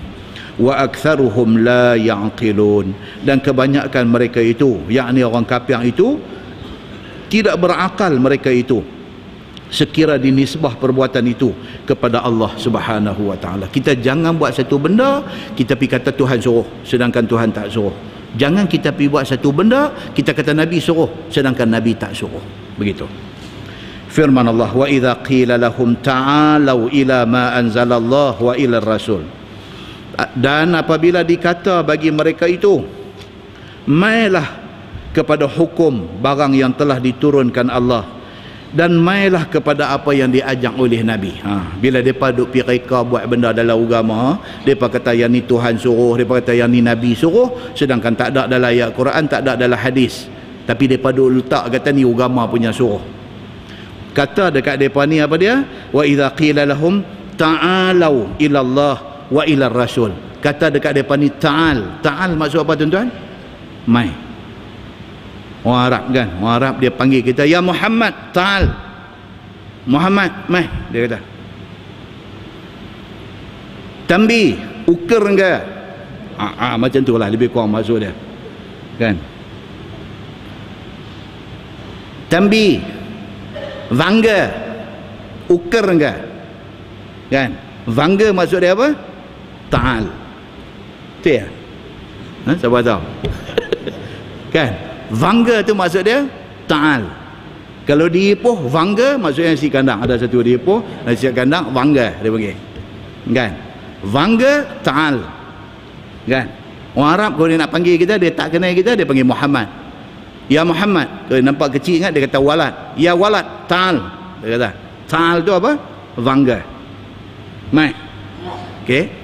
Bila tengok mereka ni duk pergi buat amalan-amalan yang tak disuruh oleh Allah, tak disuruh oleh Nabi, kata dekat mereka ta'al, mai sini, kata.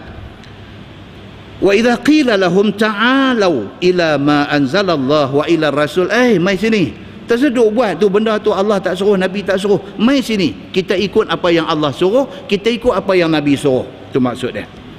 Dan apabila dikata kepada mereka itu, mari kamu kepada hukum barang yang disuruh oleh Allah dan yang disuruh oleh Nabi. Mari kita buat hak Allah suruh, hak Nabi suruh. Jangan piduk reka buat benda agama. Daripada menghalalkan barang yang kamu mengharamkan. Ni hampa duk pi buat benda haram ni. Ni mai buat benda halal yang Tuhan suruh, yang Nabi suruh, duk ada banyak. Siapa suruh pi duk buat benda tu? Panggil kat depa ni mai. Qalu, kata depa hak duk pi reka buat benda-benda ni, hasbuna ma wajadna alaihi aba'ana. Depa kata memadai bagi kami barang yang kami dapati daripada bapa-bapa kami, daripada agama dan syariat yang dibawa oleh ibu bapa kami. Depa kata apa? Tak apa. Depa kata kami ikut orang tua. Ni maksud ni, hasbuna cukup bagi kami, ma wajadna alaihi aba'ana, cukup bagi kami apa yang tok nenek kami, bapa-bapa kami buat, kami ikut yang tu lah. Ni apa Allah, Nabi apa semua tak, kami ikut yang ni. Takkan pak kami tak betul, pak kami dulu pun tok guru juga, dia mai ikut tu. Takkan pak kami salah kot. Pak saya dulu pun satu orang terkenal juga, dia tak mau ikut hak orang ajak mai kepada Quran, kepada hadis ni. Dia nak pegang juga kepada hak dia duk buat tu. Sedangkan hak dia buat tu tidak ada sandaran nas dalam Quran, dalam hadis. Tapi dia cuma ikut pak dia buat. Pak dia ikut tok wan dia buat, tok wan dia ikut tok nek dia buat. Bila orang main tegur, kata jangan, ni benda ni tak ada dalam perintah Allah, dalam Quran tak ada, dalam hadis tak ada, bahkan Nabi larang pula benda ni dia hadis dia. Dia jawab apa? Hasbuna, cukup bagi kami, ma wajadna alaihi aba'ana, apa hak kami tengok tok nenek kami buat, kami terus yang tu lah, kami tak ubah lah, kami pakai yang tu lah.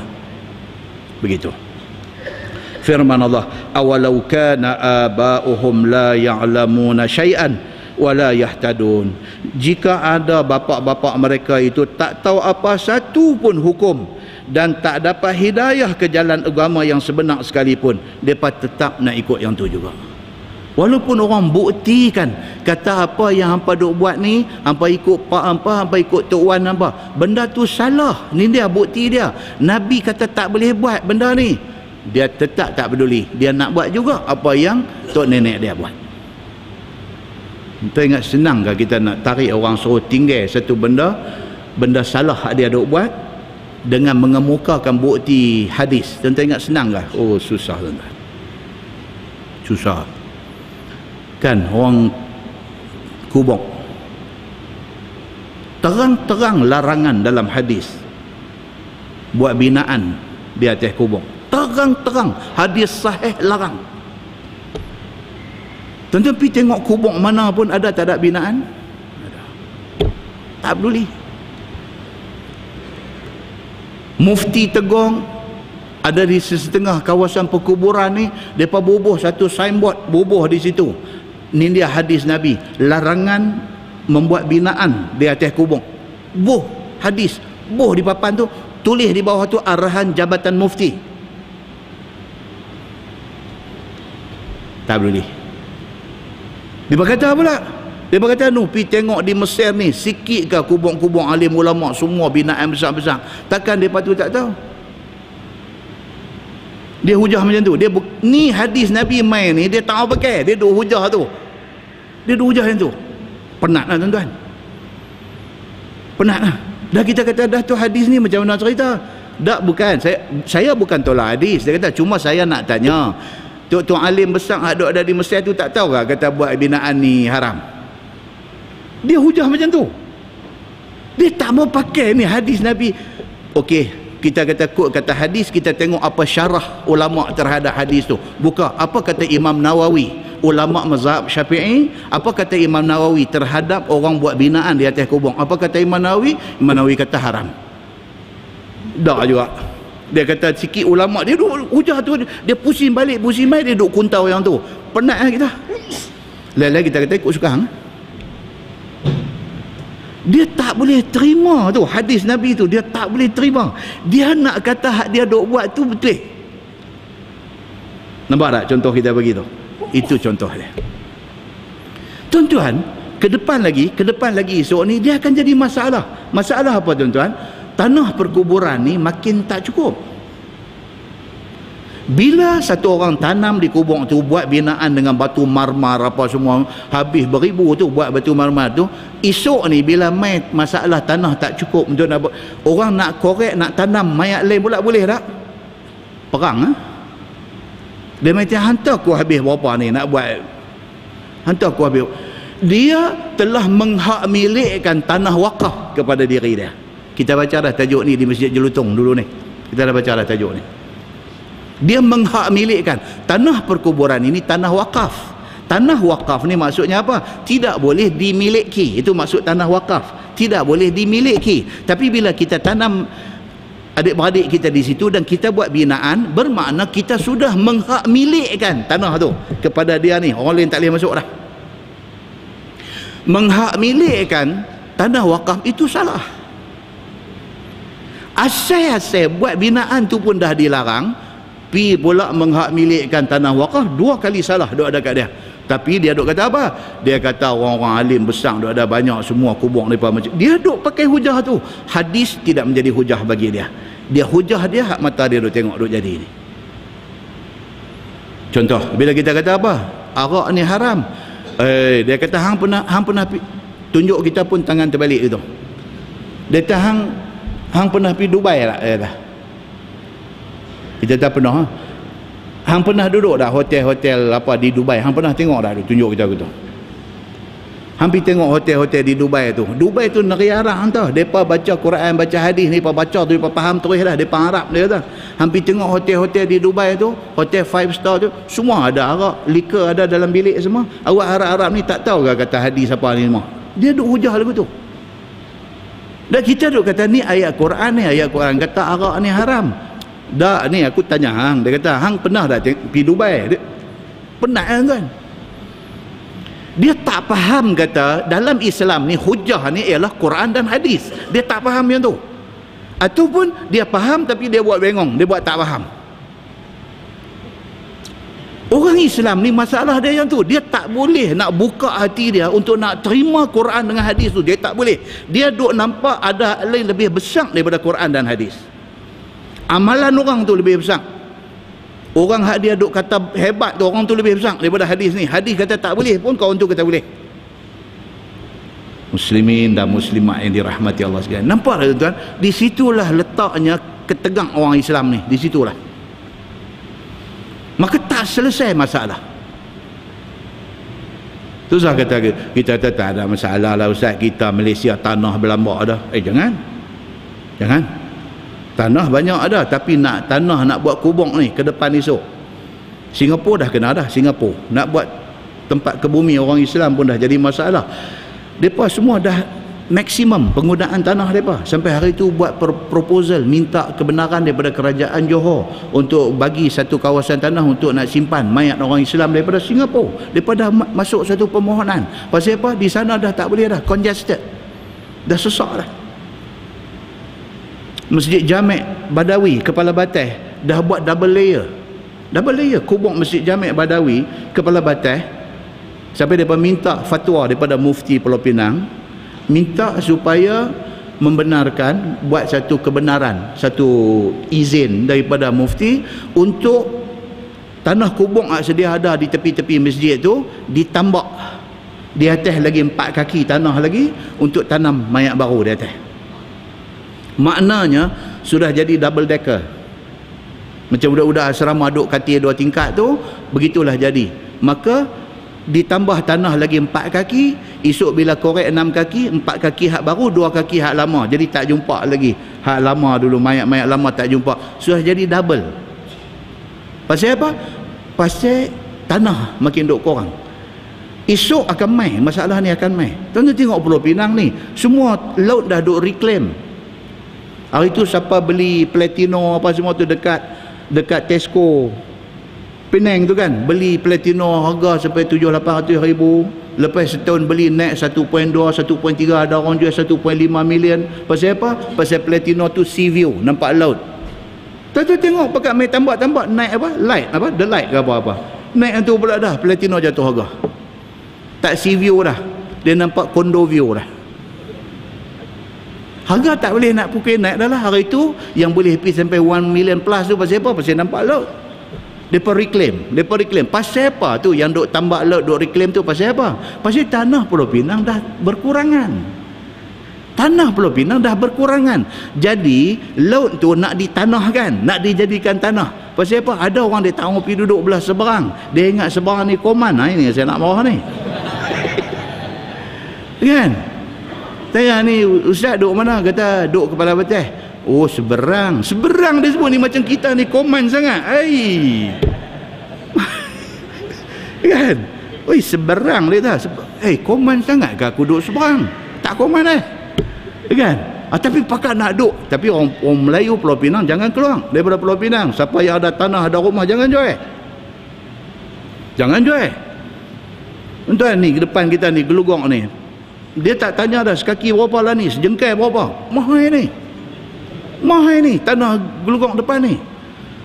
Siapa ada rumah, ada tanah kot tu, kalau abang nak jual lah, bersusun main nak beli, harga bukan-bukan punya naik. Dia duduk sebut ni, saya beli 30 tahun dulu, saya beli 40. Itu 30-40 tahun dulu ni. Hari ni tanah satu rumah boleh duduk aja million. Pasal apa jadi harga mahal? Pasal tanah berkurangan. Dengan kerana tanah berkurangan ni esok, isu nak tanam mayat akan timbul. Pada masa tu, orang yang buat binaan atas kubur ni jadi masalah. Bila orang nak tanam orang lain pula, mayat tu dah 30 tahun dah, tapi tu dia punya tembok buat di atas, nak tanam orang lain pula, air. Mau tak mau tu balang hadu sumbung api apa, extinguisher tu dia hampuk atas kepala, mati. Kan kes baru di seberang. Kan kes baru di seberang, tak tahulah, mesti adalah siasatan polis, tak tahulah apa dia punya hasil dia, tapi takat watak berita abang, dia pakai hak tu tongkoi atas kepala kau tu, arwah tu bergaduh, dia boleh pergi tahap tu. Oh, habang kata ni pihak masjid sebelum sembahyang jemaah buat pengumuman, Assalamualaikum warahmatullahi, pengumuman sila bagi perhatian, pihak masjid telah mencapai satu keputusan dan kita dah maklumkan kepada pihak Jabatan Agama Islam dan Majlis Agama Islam Pulau Pinang, kita nak tambah tanah kubur kita lagi 4 kaki di atas untuk nak masuk mayat-mayat baru apa-apa semua. Jadi kepada tuan-tuan yang ada apa nama saudara mara yang kubur di situ, yang mana ada binaan-binaan semua, kita akan buang untuk baru pengumuman tak habis lagi, dia lepas sebiji terus sembahyang awal pada orang lain dalam tu. Pasal apa? Pasal dia tak faham. Dia tak faham, kata awal-awal Nabi dah bagi tahu larangan buat binaan tu. Larangan buat binaan. Muslimin dan muslimat yang dirahmati Allah sekalian. Inilah tajuk yang kita duk baca ni, yang dia duk habang kat kita ni. Dia nak habang apa kat kita? Dia kata last kali kita kena balik merujuk kepada Al-Quran dan hadis Nabi sallallahu alaihi wasallam. Kita tidak boleh berhujah dengan lain-lain benda selain daripada Quran dan hadis Nabi sallallahu alaihi wasallam. Yang kita duk habang, kata kita sebagai orang Islam, orang yang beriman kepada Allah, kita kena ada satu sifat, sami'na wa ata'na. Kami dengar ayat Quran ni dan kami taat. Kami dengar ayat hadis Nabi yang sahih ni dan kami taat. Tidak ada sifat tu, memang jadi gaduh. Muslimin dan muslimat yang dirahmati Allah sekalian. Sehingga kan Tuhan kata, awalau kana aba'uhum la ya'lamuna syai'an wa la yahtadun. Jikalah bapa-bapa, tok nenek mereka itu tak tahu suatu apa hukum pun dan tidak dapat hidayah ke jalan agama yang sebenar sekalipun, adakah mereka masih lagi nak kata memadai dengan mereka ikut nenek moyang mereka? Firman Allah, ya ayyuhallazina amanu, wahai segala orang-orang yang beriman, alaikum anfusakum, wahai orang-orang yang beriman, atas kamulah diri kamu sahaja, pelihara dan jaga. Itu dia. Last sekali Tuhan kata apa? Ya ayyuhallazina amanu alaikum anfusakum, wahai orang-orang yang beriman, masing-masing jaga diri masing-masing. Seluruh kira orang, kita jaga diri kita. Atas kamulah menjaga diri kamu sendiri. Beri pengajaran hukum Allah dan Rasulnya ke atas diri kamu. Kan ayat lain dia kata, ya ayyuhallazina amanu qu anfusakum wa ahlikum nara. Wahai orang yang beriman, jaga diri kamu. Diri hang tu dulu jaga. Lepas itu jaga anak bini hang daripada api neraka. Sudah kira orang lain, kita tu mau selamat dulu, anak bini kita mau selamat. La yadurrukum man dhalla idza ihtadaitum. Tidak mudarat atas kamu oleh mereka yang sesat apabila kamu telah mendapat hidayah dan telah menghidayah akan dia, tapi tiada mau mengikutnya. Itu dia. Kita tak dianggap berdosa kalau kita sudah tunai tanggungjawab kita. Tuan-tuan, kita ada isteri, kita ada anak-anak, kita dah tarbiyah bini kita, dah tarbiyah dia dah didik dia dah abang kat dia dah. Kata dia, abang nak bakang aurat orang perempuan ni kecuali muka dengan tapak tangan.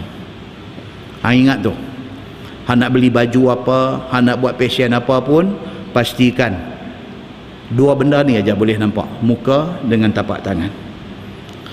Aku bukan nak larang hang berfashion, tapi biarlah fashion tu menepati syarat. Kita abang dah kat dia, dia pergi beli kat baju belah sana belah sini, pakai terbuka tahun tu terbuka tahun ni. Adakah kita menanggung dosa dia? Ayat ni kata apa? Tak. Kita tak menanggung dosa dia, pasal kita dah pun tarbiyah dia, kita dah abang kat dia. Ketegak dia tu, dia dengan Tuhan. Kalau sekiranya dia buat tu, kita nak pergi merawit dengan dosa sekali, Oh, teruklah apa yang berlaku kepada Nabi-Nabi dulu. Adam alaihi salam, anak dia Qabil. Apa jadi dengan Qabil? Bantah, tak dengar cakap Adam. Yang dengar cakap siapa dia? Habil. Yang bantah siapa dia? Qabil. Adakah Qabil bantah Adam? Adam nak tanggung jawab depan Allah? No. Itu Qabil punya hal. Dia sudah hajang anak dia. Anak dia tak mau ikut, itu anak dia dengan Tuhan. Nuh alaihi salam, Nabi Nuh. Siapa yang derhaka Nabi Nuh? Di antara yang derhaka dia ialah isteri dan anak dia. Sampai Nabi Nuh abang dia kata ni, Allah akan buat mai banjir besar. Aku duk buat kapal ni, orang yang duk atas kapal ni aja akan selamat, hak lain tak selamat. Anak dengan bini kata apa? Sa'awi ila jabalin ya'simuni minal. Kami nak pergi naik bukit. Bukit boleh menghalang kami daripada tenggelam air banjir ni. Bila mai banjir, langit duk turun hujan, perut bumi duk temuak keluar air, kapal Nabi Nuh duk terapung. Anak dengan bini Nuh duk pergi lari naik bukit Nuh. Nabi Nuh duk atas kapal ni, panggil anak dengan bini ni. Dalam Quran kata apa? Irkam ma'ana. Dia kata, bapa sayang dekat anak, suami sayang dekat isteri. Dia kata irkam ma'ana, main naik sama dengan kami ni. Panggil dekat bini, main naik sama dengan kami ni. Panggil dekat anak, main naik sama dengan kami ni. Tak ada siapa akan selamat melainkan ada atas kapal ni. Anak-anak tak mau ikut. Takkan anak dengan bini dia derhaka, Nabi Nuh nak kena jawab depan Tuhan? Dah, dia dah bagi tahu dah. Depa ni tak mau ikut, depa dengan Tuhan. Lut alaihi salam, Nabi Lut. Siapa yang derhaka dekat dia? Yang dok bocong rahsia ni siapa dia? Isteri dia. Bila Allah hantar malaikat mai jumpa Nabi Lut, malaikat mai tu nak buat kerja. Kerja apa? Nak terbalikkan bumi tempat kaum Nabi Lut duduk, yang pergi jadi Al-Bahrul Mayit, Dead Sea hari ni. Malaikat mai kerana nak buat kerja tu. Malaikat mai habang dekat Lut. Dia kata esok apa-apa pun pagi-pagi hangpa mau keluar, kami nak kena buat kerja dah, Tuhan dah suruh kami buat kerja. Bini dia duduk ada dalam rumah, tengok dia keluar pergi habang dekat orang di luar tu. Dia pergi habang, dia kata ada laki-laki macho mai di rumah. Pasal apa penyakit umat Nabi Lut masa tu apa dia? Homoseks. Laki-laki syok dekat laki-laki. Bila malaikat mai atas rupa laki-laki yang segak, yang handsome, yang sado, bini dia pergi keluar, pergi habang. No, kalau hampa nak tengok cukup handsome. Dia kata aku tak pernah tengok macam ni punya handsome. Pakak mai ni, pakak mai. Kaum dia pakak mai, duk usyar kat luar. Siapa dia yang pergi habang ni? Siapa dia? Isteri Nabi Lut, yang akhirnya turut terbalik apabila dibalik bumi. Turut terbalik. Adakah kerana isteri Nabi Lut pergi buat macam tu, Nabi Lut nak kena jawab depan Tuhan? No. Itu isteri dia punya pasal. Isteri dia jawab dengan Tuhan. Macam itulah kena dengan Nabi Musa. Nabi Musa ni daripada kecil-kecil mak dia pergi peranyuk sungai. Siapa yang jumpa dia? Isteri Firaun. Dia dibesarkan dalam istana Firaun. Dia membesar dalam keadaan duk tengok Firaun hari-hari. Takkanlah Nabi Allah Musa alaihi salam tak mau nak mengajak Firaun ikut agama dia. Dia ajak, tapi Firaun tak mau ikut. Lalu akhirnya Firaun dihukum tenggelam dalam Laut Merah. Adakah Firaun derhaka menyebabkan Nabi Musa nak kena jawab dengan Tuhan? Tak, itu Firaun. Dia jawab dengan Tuhan. Maka ayat ni nak bagi tahu, la yadurrukum man dhalla idza ihtadaitum. Maka tidak akan mudarat kepada kamu oleh mereka yang sesat apabila kamu telah hidayah akan dia. Kamu dah dakwah daripada, hajak daripada, tapi mereka tidak mau ikut. Maka sabda Nabi SAW, suruh olehmu dengan ma'ruf dan tegah olehmu daripada mungkar. Tuhan kata hang buat kerja hang, ajak orang kepada ma'ruf, larang orang daripada buat mungkar. Sehinggalah apabila engkau telah lihat orang yang setengah bakhil itu taat akan hawa nafsunya, diikut akan dunia, dilebihkan dunia atas akhirat, dan mengajaibkan tiap-tiap yang mempunyai pikiran dengan pikirannya. Yang ni dia sebenarnya tuan-tuan, dia hadis. Dan hadis ni adalah hadis yang dhaif. Hadis dhaif ni apa dia tuan-tuan? Hadis dhaif ni adalah adalah hadis. Ni yang dia beritahu ni. Dia kata Nabi SAW bersabda, dia kata hang teruskan kerja mengajak kepada ma'ruf dan mencegah daripada mungkar. Dan menjelang akhir zaman akan jumpa ni keadaan di mana orang yang bakhil itu taat hawa nafsu dia. Akhir zaman orang makin bakhil, kedekut. Nak tolong orang ni, ya Allah, punyalah berkira. Nak tolong orang, punyalah berkira. Dia kata kemarin dah mai minta lagi. Dia kedekut. Dan taat kepada hawa nafsu, ikut nafsu. Menjelang akhir zaman ni orang ikut nafsu. Dia ikut akan dunia. Dia bagi dia dunia ya. Dia tak fikir akhirat ni. Akhirat ni tak penting bagi dia. Dilebihkan dunia atas akhirat. Kalau bertembung dunia dengan akhirat, dia pilih dunia. Akhirat ni tak apalah, isu-isu lah. Perbetihat dunia dulu. Dan mengajaib tiap-tiap yang empunya fikiran dengan fikirannya. Yang ni. Menjelang akhir zaman akan timbul ramai orang yang dia yakin kata pendapat dia saja betul. Dia tak boleh berlapang dada, dia tak boleh nak menerima second opinion, pendapat kedua dia tak boleh. Dia kata hak dia tu aja, terima ataupun hang tertolak. Timbul ramai manusia ni, dia ni kata lagu ni, dia ni kata lagu ni, dia ni kata lagu ni, A tak setuju dengan B, B tak setuju dengan C, C tak setuju dengan A. Dia jadi lagu tu. Dan masyarakat awam jadi pening. Dia ni pun nampak hebat juga dengan sorban, dengan jubah dia, dengan apa. Dia ni pun hebat juga dengan PhD dia, dengan apa. Dia jadi macam tu. Jadi orang awam ni dia tak tahu betul-betul siapa betul, dia tak tahu. Tak tahu. Ramai dah duduk dah hari ni macam tu. Ramai, pening. Dia kata, Ustaz, saya tak faham, dia kata. Dia tak faham tentang mana. Dah lah benda satu ya, tapi dia ni kata dia betul, dia ni kata dia betul, dia ni kata, tiga orang ada PhD. Tiga orang ada PhD, tapi tiga orang pendapat tak sama. A kata dia betul, B kata dia betul, C kata dia betul. Lepas itu takat dia kata dia betul tak apa, dia hina pula. A kata dia betul, dia hina B, dia hina C. Dia kata B dengan C tak betul, dia kata B dengan C ni geng pak lebay.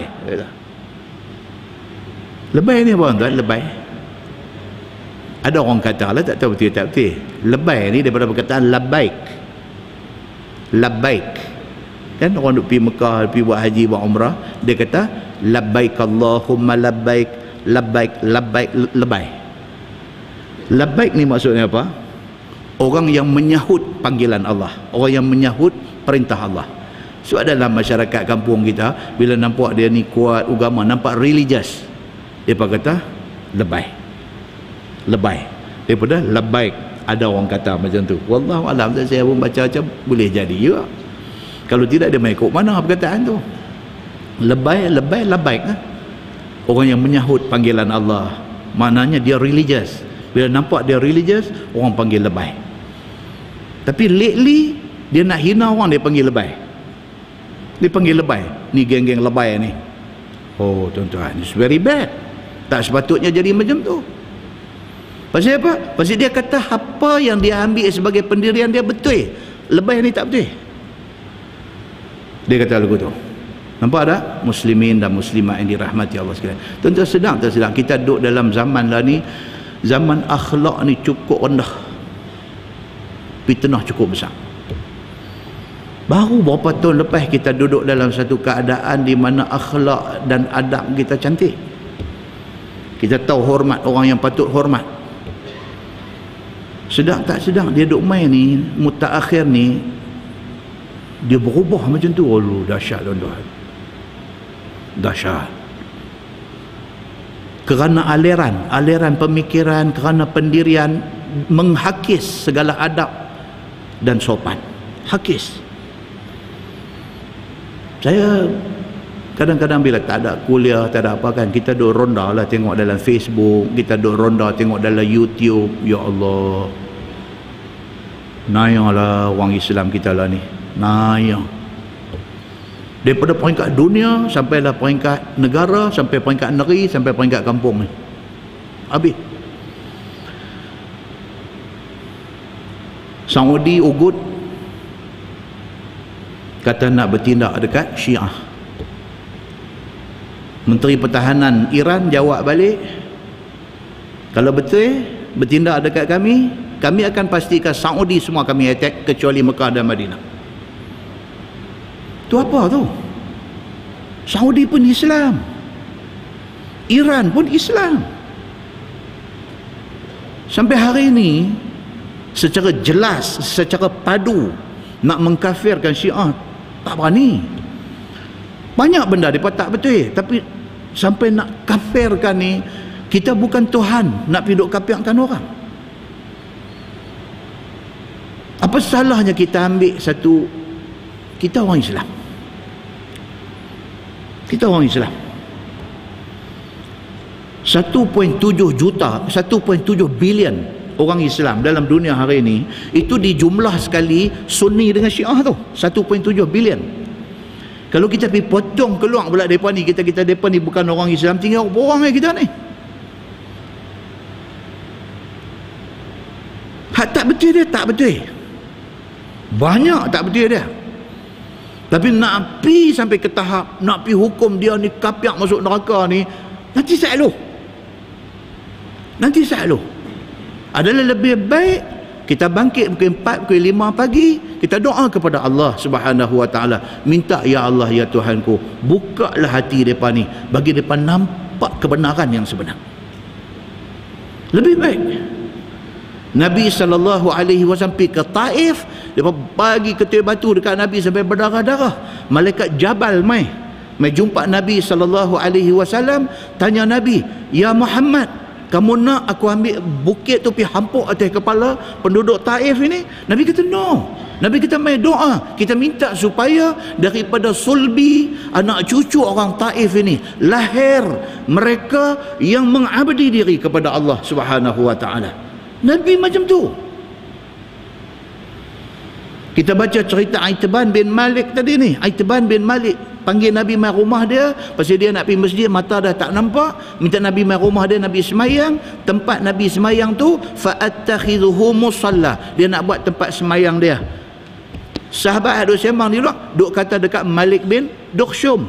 Nabi dengar. Habis Nabi keluar, Nabi kata apa? Nabi kata apa duk kata apa dekat Malik bin Dukhshum ni? Mereka kata ya Rasulullah, dia ni jahat. Nabi kata bukankah dia mengucap la ilaha illallah Muhammadur Rasulullah? Bukankah? No, mereka kata ya Rasulullah, dia cakap mulut je, hati dia tak betul. Nabi kata no. Nabi kata setahu aku, siapa yang mengucap la ilaha illallah Muhammadur Rasulullah, mereka ni kalau masuk neraka pun mereka akan keluar juga untuk ke syurga. Nabi punya reserve sampai macam tu. Pasal apa? Pasal sayang orang Islam. Oh, kita hari ni senang-senang kafirkan orang tu, kafirkan orang ni. Dia ni tak betul, tang ni jadi kafir. Dia ni tak buat yang ni, dia ni jadi kafir. Apa pasal kita mengambil pendirian yang merugikan agama kita? Reserve, tuan-tuan, reserve. Bukan suruh kita pergi ikut mereka. Kita tahu mereka tak betul, tapi jangan sampai ke tahap kerat mereka buang. Jangan. Muslimin dan muslimat yang dirahmati Allah, katalah jadi sungguh Saudi pergi tembak Iran, Iran mai tembak Saudi, apa jadi dengan orang Islam ni? Muslimin dan muslimat yang dirahmati Allah, kan Nabi kata menjelang akhir zaman Kaabah itu akan diruntuhkan lagi sekali. Kaabah itu akan diruntuhkan lagi sekali. Dia nak main macam mana tu yang nak jadi runtuh tu, Allah sahaja yang mengetahui. Tetapi iklim politik dunia dia ke arah tu, ke arah nak bergaduh. Kan orang kita pun sikit menyahai spark, maka kun digunakan. Kun digunakan. Kan? Tara ustaz, depan ni lah memang kau ajak. Betul. Betul. Tapi apa contoh yang kita boleh tunjuk dekat orang tentang kebaikan kita. Kita tak suruh sampai orang lenyek kita, sampai orang buat kita jadi ubi keledek. Bukan macam tu. Tapi akhlak mesti dipelihara. Akhlak itu mesti dipelihara. Apatah lagi akhlak sesama orang Islam. Muslimin dan muslimat yang dirahmati Allah sekalian. Firman Allah Subhanahu wa taala, ilallahi marji'ukum jami'ah. Kepada Allah Taala kembali kamu sekalian di akhirat.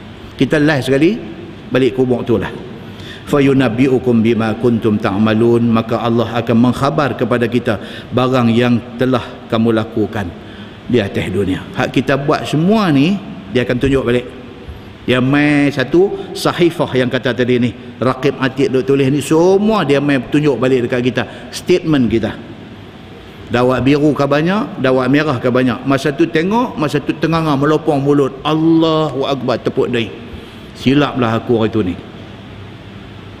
Maka membalas ia akan kamu dengan jenis amalan, sama ada baik ataupun jahat. Masa tu Tuhan akan balas sesuai dengan apa yang kita buat. Nah, wallahu a'lam. Lepas ni kita akan masuk satu tajuk. Dia kata, ya ayyuhallazina amanu syahadatu bainikum idza hadara ahadakumul maut hina alwasiyati ithnani zawa adlin minkum aw akharani min ghairikum. Lepas ni dia nak mai cerita apa tuan-tuan? Dia nak mai cerita tentang harta. Kita bila kita mati, harta kita ni satu akan diwarisi. Siapa yang akan terima harta kita? Kalau kita suami, isteri akan terima. Kalau kita bapa, anak kita akan terima. Kalau kita anak, mak bapak masih ada, mak bapak akan terima. Itu ahli waris. Bila kita mati, orang yang akan dapat harta kita ni siapa dia? Suami atau isteri, anak-anak, ibu bapa. Ada 1/3 daripada harta kita tu, kalau sekiranya kita berwasiat, dia akan pergi kepada orang yang kita wasiatkan. Masalah wasiat ni dia akan bincang esok ni. Bila kita buat wasiat, kita pesan, tuan-tuan, benda ni dalam Penang ni lagi banyak jadi. Kan? Pasal kita selalu kita wasiat tak ada tulis. Kita pesan ni. Kita pesan ni. Kata ni, ayah nak pesan dekat hamba, pesan kat anak-anak kita. Tanah ayah dekat mana tu esok, kalau ada siapa ustaz mana akan nak buat ma'had tahfiz, bagi mereka buat. Dia pesan lah. Bila dia mati, kena tengok tanah tu ada tak pada nilai 1/3. Kalau ada kurang daripada 1/3, itu sudah jadi wasiat. Baik, masalah anak yang dengar pesan ayah ni, mereka nak jalan tak apa yang ayah suruh? Mereka nak jalan ke tak? Itu masalah dia. Dia mula main lu. Dia kata tanah tu hantar los kaki 800 orang tu. Hantar tanah tu lah ni sekaki 800. Aku tengok baru ni tanah sebelah nak jual 750 sekaki. Gila kalau nak bagi ke orang. Dia main gitu. Seorang cakap. Empat lagi kata apa?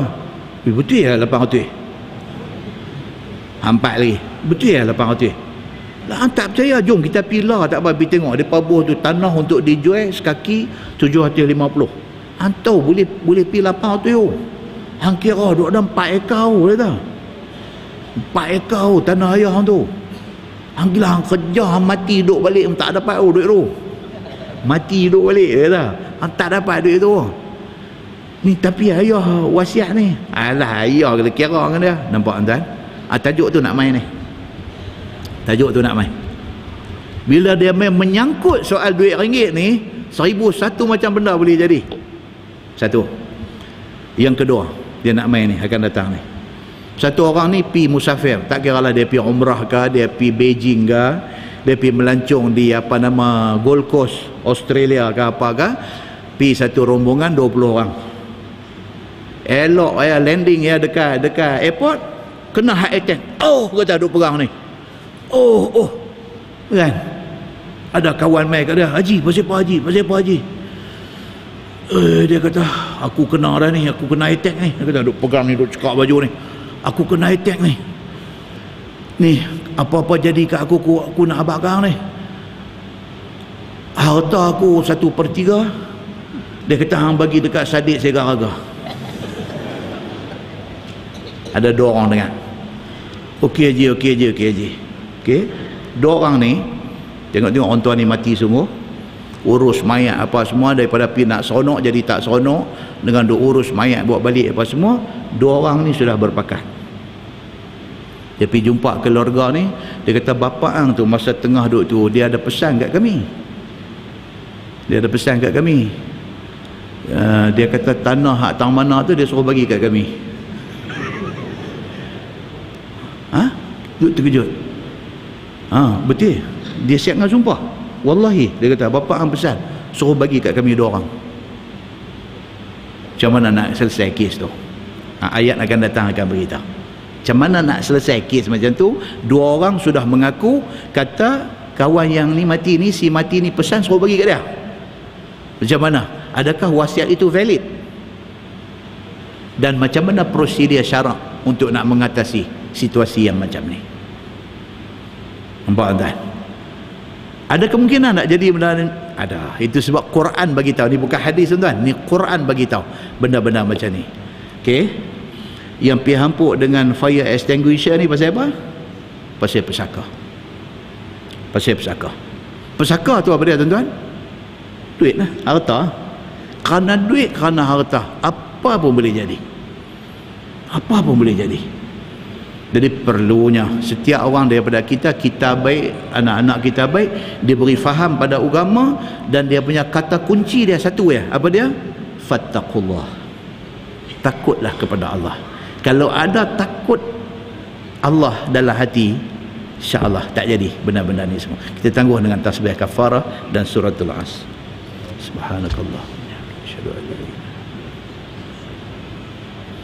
Bismillahirrahmanirrahim. Wal 'asr. Innal insana illa allazina amanu wa tawasaw.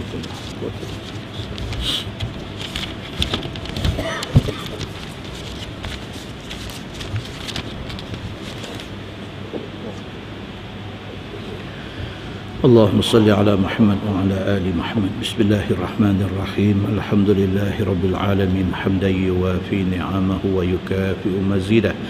يا ربنا لك الحمد كما ينبغي لجلال وجهك الكريم وعظيم سلطانك. رضينا بالله ربا وبالإسلام دينا وبمحمد نبيا ورسولا. اللهم افتح علينا فتوح العارفين وارزقنا فهم النبيين بجاه خاتم المرسلين. اللهم فقهنا في الدين وعلمنا التأويل واهدنا صراطك المستقيم. اللهم أرنا الحق حقا وارزقنا اتباعه وأرنا الباطل باطلا وارزقنا اجتنابه. اللهم اجعل جمعنا جمعا مرحوما وتفرقنا من بعده تفرقا معصوما. وصلى الله على محمد وعلى آله وصحبه وسلم. والحمد لله رب العالمين. السلام عليكم.